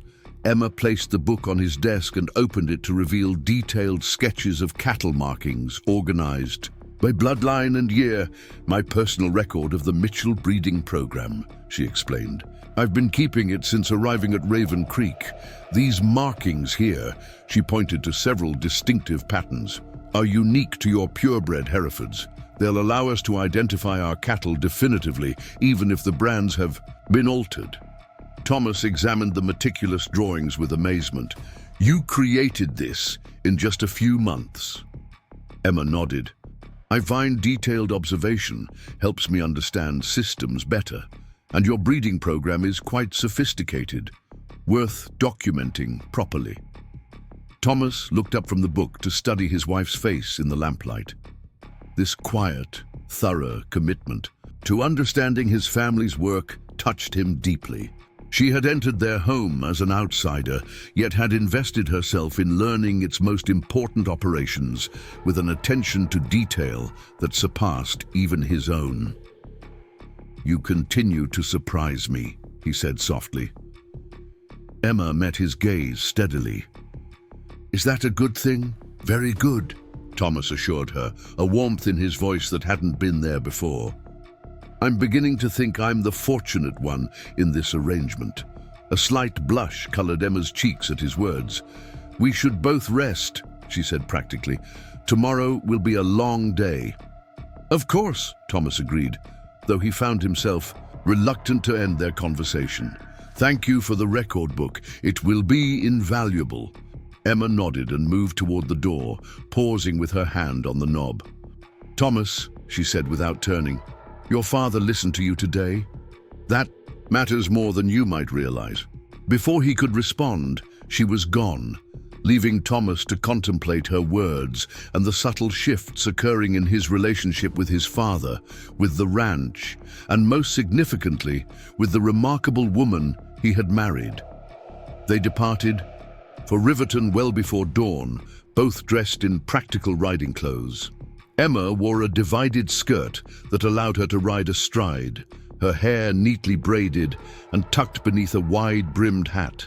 They carried minimal provisions, enough for the day's journey and perhaps one night if necessary. As the eastern sky lightened from black to deep purple, then to the pink and gold of sunrise, they rode mostly in companionable silence, each lost in their own thoughts.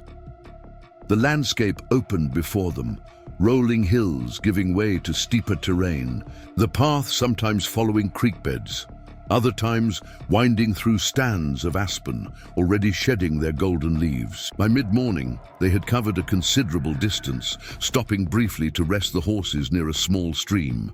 Emma produced bread and cheese from her saddlebag, offering Thomas a share. "What will we do if we find the cattle?" she asked, settling on a fallen log. "Practically speaking." Thomas considered the question seriously. "Identify them conclusively. Speak with the broker without revealing our suspicions, then telegraph Sheriff Hawkins as planned." Emma nodded. "And if the rustlers themselves are present?" "We observe only," Thomas emphasized. "This isn't about confrontation or heroics. It's about gathering evidence for proper prosecution." A smile touched Emma's lips. "Your father would be surprised to hear such caution from his son." "Perhaps," Thomas acknowledged, "but he taught me to be strategic, even if his strategies differ from mine." They continued their journey, the terrain growing more rugged as they approached Riverton. The settlement itself was smaller than Pine Creek, just a cluster of buildings, serving the surrounding homesteads and small ranches. The livestock yard stood at the eastern edge of town, a series of corrals and a modest auction barn that operated twice monthly. Thomas and Emma approached cautiously, leaving their horses at the small livery stable with instructions to have them fed and watered. On foot, they would attract less attention as they surveyed the yards. The autumn livestock sale was clearly underway, with buyers and sellers gathered around various pens. Thomas guided Emma with a light hand at her back, moving casually among the crowd, observing without obvious interest. "There," Emma murmured after several minutes, nodding toward a corral on the far side.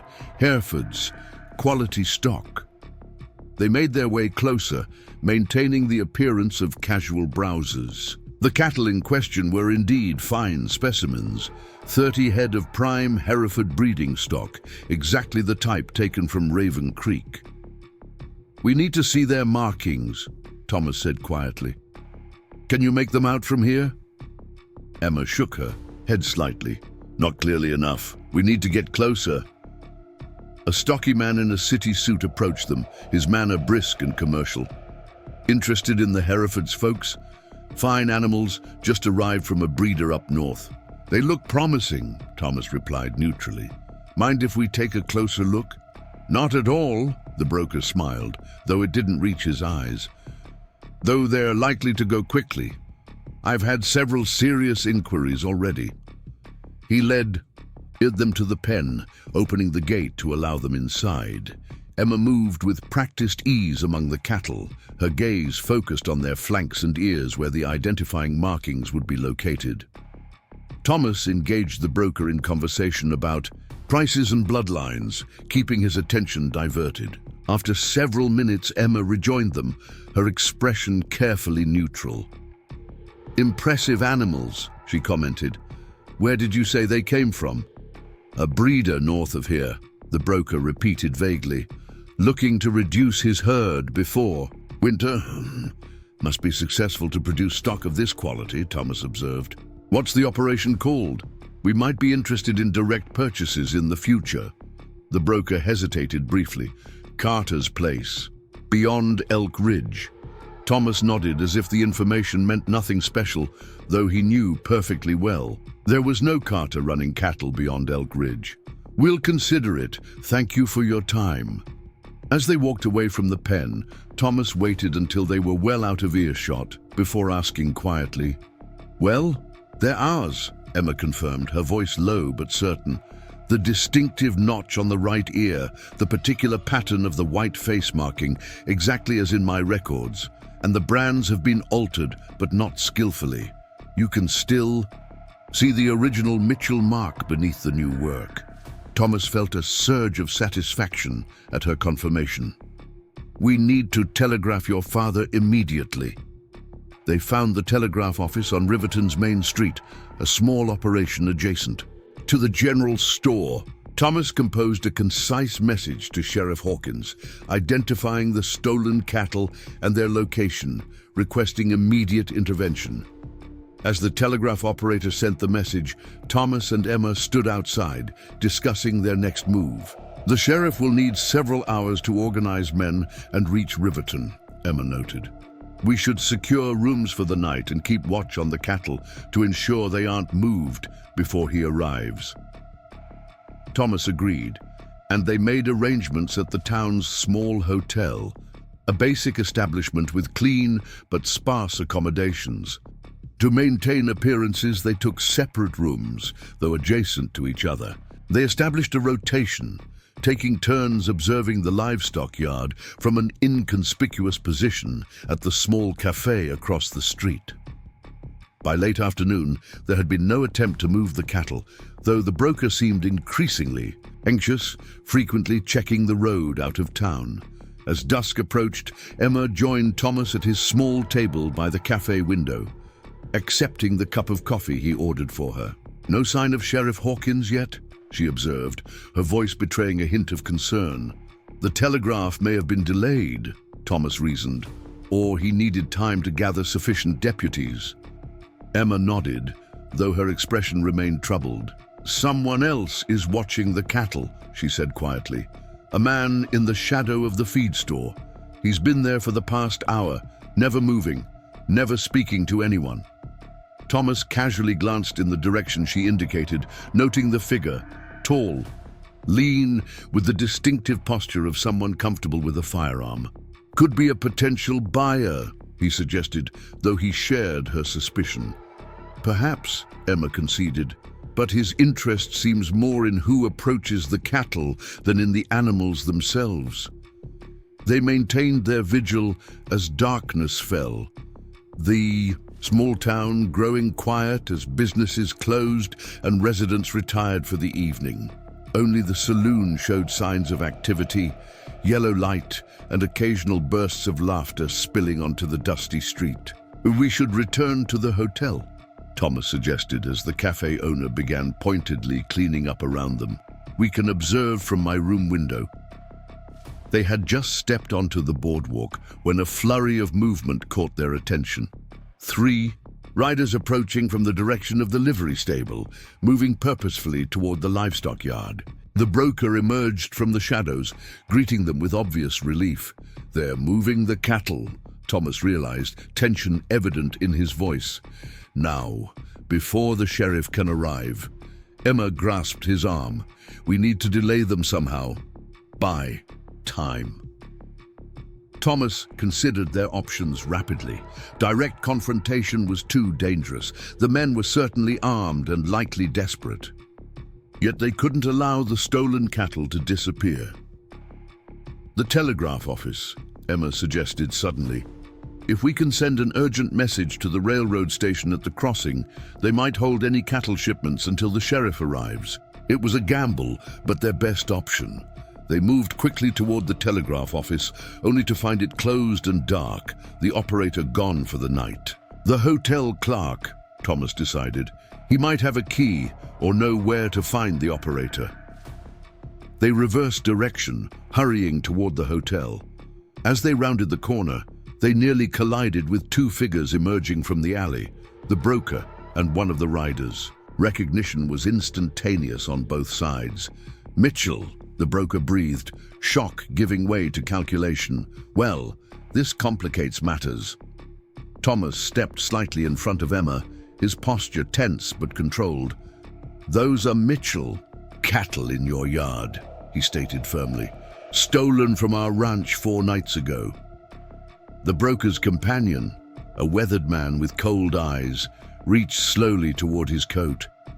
"Accusations like that can be dangerous, mister." "Sheriff Hawkins is on his way," Emma spoke clearly from beside Thomas, refusing to be shielded. "With deputies and warrants, you still have a choice in how this ends." The broker laughed, though the sound held no humor. "Sheriff's a half-day's ride away, ma'am. We'll be long gone by then. Not without confronting the night patrols we've established at every crossing," Thomas bluffed, projecting a confidence he didn't entirely feel. "The entire territory is watching for those cattle." Uncertainty flickered across the broker's face, but his companion remained impassive. "Move aside," the cold-eyed man ordered. "This isn't your concern anymore." "It became my concern when you stole from Mitchell land," Thomas replied evenly. The tension stretched between them, the confrontation poised on a knife's edge. Then, from the direction of the town's southern approach, came the unmistakable sound of multiple horses at a gallop. The broker swore, glancing toward the sound. "Hamilton's men!" His companion shook his head slightly. Too soon.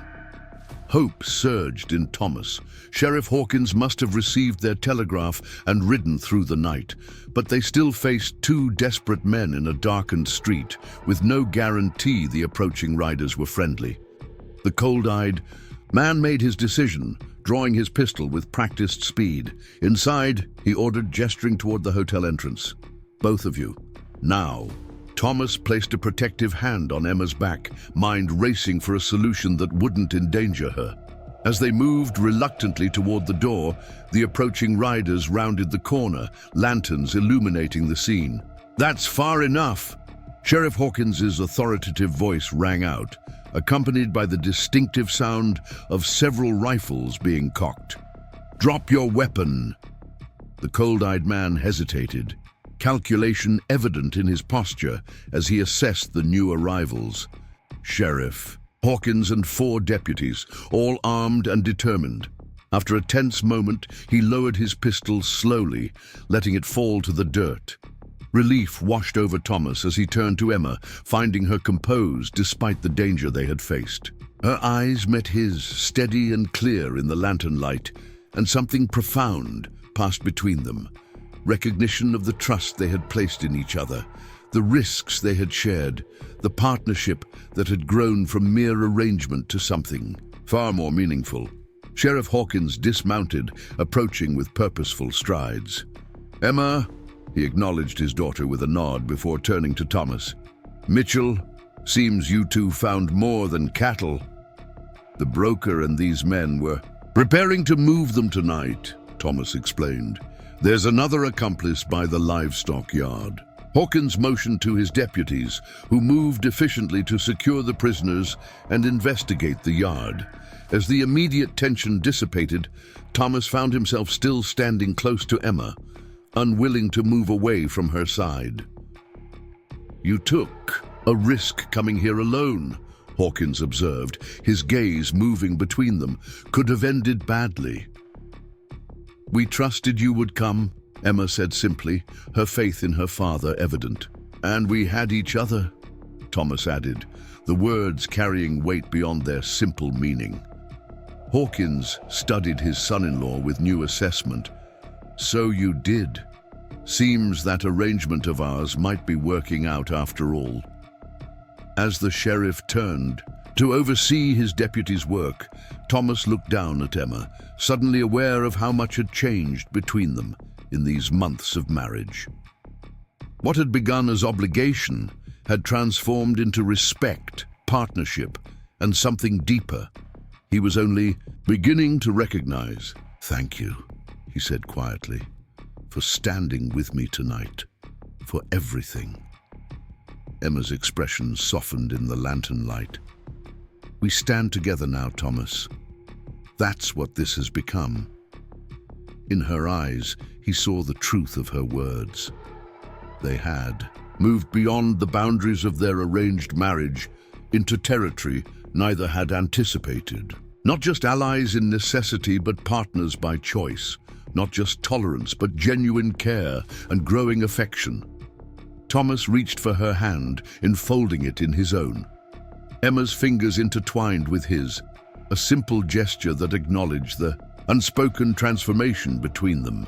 They stood together in the quiet Montana night, no longer strangers bound by circumstance, but two people choosing a shared path forward. The return to Raven Creek Ranch brought a hero's welcome they neither expected nor sought. Word had traveled faster than their horses. The Mitchell cattle recovered, the rustlers captured, all through the strategic thinking of Thomas and his new wife. Ranch hands gathered in the yard as they rode in, offering quiet congratulations and respectful nods, particularly to Emma, whose place among them seemed cemented by this success. William Mitchell waited on the porch, his expression unreadable as they dismounted. Thomas helped Emma down, his hand lingering on her waist, a moment longer than necessary. The small gesture wasn't lost on his father, whose eyebrow lifted slightly. "Sheriff Hawkins telegraphed," William said without preamble, "says you two handled yourselves admirably." Emma identified the cattle through her detailed records, Thomas explained, giving credit where it was due. And her suggestion to contact the sheriff directly proved the wisest course. William's gaze shifted to Emma, assessment in his eyes. "You seem to have quite the effect on this ranch, Mrs. Mitchell. And on my son." Emma met his gaze steadily. "The ranch has had an equal effect on me, sir." Something in William's expression shifted, not quite softening, but a certain rigidity easing. "Come inside, Mrs. Abernathy has prepared dinner. You can tell me the details." Over the meal, they recounted the events in Riverton, William listening with unusual attentiveness. When Thomas described their confrontation with the broker and his accomplice, William's jaw tightened. "You should have been armed," he observed grimly. "We were," Emma replied, surprising both men. "My father insisted I carry a derringer, small but effective at close range." Thomas stared at her, realizing how much remained to discover about his wife. "You never mentioned that." "It wasn't necessary to use it," Emma said simply. "And sometimes the most powerful advantage is one your opponent doesn't know you possess." William laughed suddenly, a genuine sound rarely heard in recent years. "Well said, Mrs. Mitchell. Well said indeed." As the evening progressed, a subtle but significant change became apparent in William's manner toward Emma. Not warmth exactly, but a newfound respect. He asked her opinion on the upcoming cattle sale, listened to her assessment of market conditions, and even proposed that she take a more formal role in managing the ranch's accounts. "You have a head for figures," he acknowledged grudgingly. "Might as well put it to proper use." Later, as Emma excused herself to retire for the night, William gestured for Thomas to remain. When they were alone in the study, William poured 2 glasses of whiskey, handing one to his son. "She's not what I expected," William said finally, staring into his glass. "No," Thomas agreed. "She's far more." William nodded slowly. "Your mother would have liked her." The comment, so unexpected and personal, caught Thomas off guard. His father rarely mentioned Elizabeth Mitchell, as if her memory were too painful to acknowledge. "Why do you say that?" Thomas asked carefully. William swirled his whiskey, the amber liquid catching the firelight. "Your mother valued substance over appearance, intelligence over frivolity." A ghost of a smile touched his lips. "And she had a way of seeing through pretense that reminds me of your wife." Thomas sipped his drink, absorbing this rare insight into his father's thoughts. "I never expected this marriage to become what it has," he admitted. "And what has it become?" William asked, his tone surprisingly gentle. Thomas considered the question, searching for words to describe the transformation that had occurred so gradually yet profoundly. "A partnership," he said finally, "based on mutual respect, shared purpose." He hesitated, then added quietly, "and growing affection." William studied his son's face, seeing the emotion Thomas didn't quite name. "You care for her." It wasn't a question, but Thomas answered anyway. "Yes, more than I thought possible for an arranged match." William nodded, a complexity of emotions crossing his weathered features. "I arranged a convenient marriage for you, Thomas. I never expected to give you what your mother and I had." He drained his glass. "Perhaps I underestimated the possibilities." The admission, as close to an apology as William Mitchell was likely to offer, hung in the air between them. Thomas recognized it for the rare concession it was. "Thank you, Father," he said simply, "for bringing Emma into my life, whatever your intentions." William waved a hand dismissively, uncomfortable with the sentiment. "Go to your wife, Thomas. The day has been long, and tomorrow brings new challenges." Thomas set down his glass and stood, understanding the conversation had reached its conclusion. At the door, he paused, looking back at his father, a powerful man now showing the first signs of age, sitting alone in a room filled with the trappings of his success, but few markers of joy. "Good night, Father," he said softly, and received a brief nod in response. In the hallway, Thomas paused outside Emma's door, uncertain whether to knock. Their relationship had evolved significantly, yet they maintained separate rooms, separate lives joined by growing bonds of respect and affection. Before he could decide, the door opened, revealing Emma in a simple nightgown and robe, her hair loose around her shoulders. "I thought I heard your step," she said, looking up at him with questions in her eyes. "I wanted to be certain you were comfortable," Thomas explained, suddenly aware of the inadequacy of his words. The journey was long. Emma studied his face, reading the unspoken thoughts behind his measured statement. "Would you come in? Just to talk?" Thomas nodded, following her into the room where a small fire warmed the autumn night. Emma sat in one of two chairs by the hearth, gesturing for him to take the other. For a moment, they sat in companionable silence, watching the flames dance. "Your father has changed toward me," Emma observed. "Success tends to improve his disposition," Thomas said with a slight smile.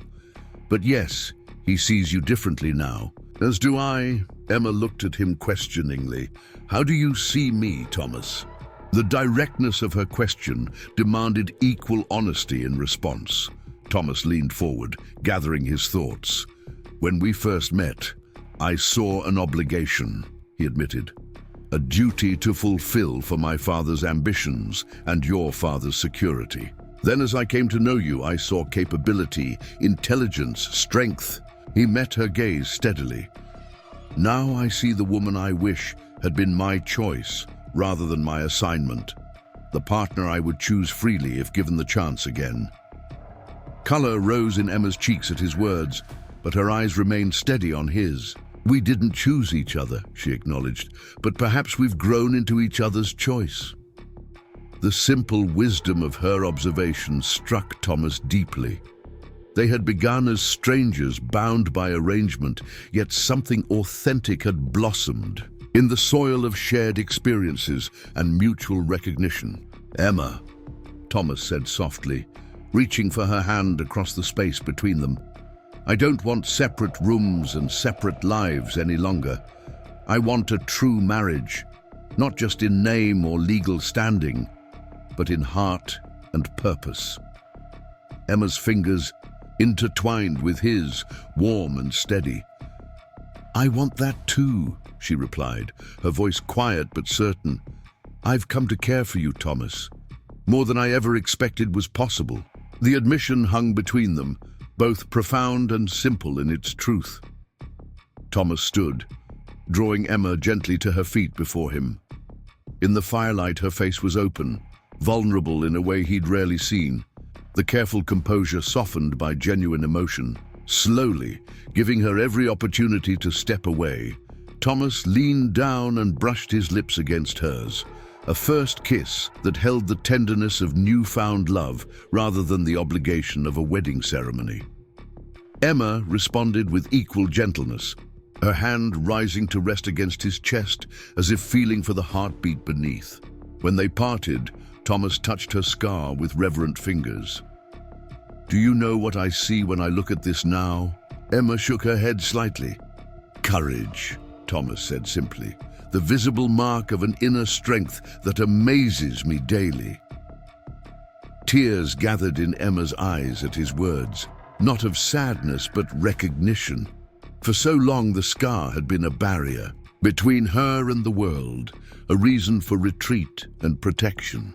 Now through Thomas's eyes, it became something else entirely, a badge of survival, of endurance, of the beauty that emerges from adversity. "Stay with me tonight," she whispered, "just to be close." Thomas nodded, understanding her meaning. This night wasn't about passion or consummation, but connection, the simple, profound comfort of choosing to be together rather than apart. They lay side by side in Emma's bed, hands clasped between them, talking softly about memories, hopes, and the future they now saw unfolding together. Eventually, Emma drifted to sleep, her features relaxed in trust and contentment. Thomas watched her for a long moment, marveling at the journey that had brought them to this place of genuine affection and partnership. As winter settled over Montana, Raven Creek Ranch adapted and thrived under the joint stewardship of Thomas and Emma Mitchell. The recovered cattle were integrated back into the herd, while those responsible for the thefts faced justice under Sheriff Hawkins's watchful eye. The broker turned state's evidence, revealing a network of rustlers that had operated across 3 counties, a ring Sheriff Hawkins dismantled methodically in the following months. Emma's role at the ranch expanded beyond bookkeeping to include substantial input on breeding decisions and market strategies. Her detailed records and analytical approach improved profitability while reducing unnecessary risks. William, to everyone's surprise, increasingly deferred to her judgment on financial matters, grudgingly acknowledging her expertise. Thomas found himself growing into the leadership role he had long occupied in name only. With Emma's steady support and perspective, he began making decisions based on his own judgment rather than anticipated reactions from his father. The ranch hands responded to this authentic authority with increased loyalty and initiative. On a crisp December evening, as snow fell gently outside, Thomas helped Emma hang a wreath on their bedroom door. No longer separate quarters, but a shared sanctuary where they had discovered the unexpected gift of genuine love within their arranged beginning. "Do you ever regret it?" Thomas asked as they stood back to admire their handiwork. "Agreeing to marry a stranger for practical reasons." Emma considered the question thoughtfully, snow crystals melting in her hair and catching the lamplight. "I regret that we didn't know each other first," she admitted, "but not the outcome." She looked up at him, love evident in her expression. "Some journeys have unexpected destinations, Thomas. Ours led here." Thomas drew her close, marveling at how this woman, once described to him as plain, damaged, and reclusive, had transformed his understanding of beauty, strength, and connection. The gossips of Pine Creek, who had pitied the sheriff's scarred daughter, now spoke with envy of the partnership evident between the Mitchells, of Emma's quiet confidence and Thomas's evident devotion. "My father says the spring carving will be the best in ranch history," Thomas murmured against her hair, "thanks to your breeding recommendations." Emma smiled. "Not just mine. You knew which bloodlines would thrive in this valley. We make good decisions together." "Yes," Thomas agreed, thinking how that simple truth extended far beyond cattle. "We do." Later that evening, as they sat together by the fire in the study once dominated by William's intimidating presence, Emma looked up from her book with sudden thoughtfulness. "I never told you my secret, did I?" she asked. Thomas set aside his own reading. "What secret?" "The reason I remained so isolated in Pine Creek," Emma explained, "it wasn't just the scar or social discomfort. I was writing a scientific monograph on Montana flora and their medicinal properties." A hint of color touched her cheeks. "It's being published by a university press in Boston this spring." Thomas stared at her in amazement. "Emma, that's extraordinary. Why didn't you mention this before?" She shrugged slightly. "At first, our arrangement didn't seem to invite personal revelations. Then, as things changed between us, it never seemed the right moment." Her eyes held a hint of vulnerability, and I wasn't certain how a cattle baron's son would feel about a wife with scholarly ambitions. Thomas took her hand, pressing a kiss to her palm. "Proud," he said firmly. "That's how this cattle baron's son feels. Impossibly proud and constantly amazed by the woman he was fortunate enough to marry." Emma's smile, once so rare, now a regular gift, illuminated her face. "Then perhaps arranged marriages have their merits after all." "At least this one did," Thomas agreed, drawing her into his arms. "Though I suspect we would have found each other eventually, Emma Mitchell. Some connections are simply meant to be." Outside, snow continued to fall on Raven Creek Ranch, covering the land in pristine white that would nourish new growth in spring. Inside, by firelight, Thomas and Emma Mitchell embraced the unexpected blessing of their beginnings, a marriage arranged by others but transformed by their own hearts into something authentic, enduring, and profoundly their own. Up next, you've got two more standout stories right on your screen. If this one hit the mark, you won't want to pass these up. Just click and check them out.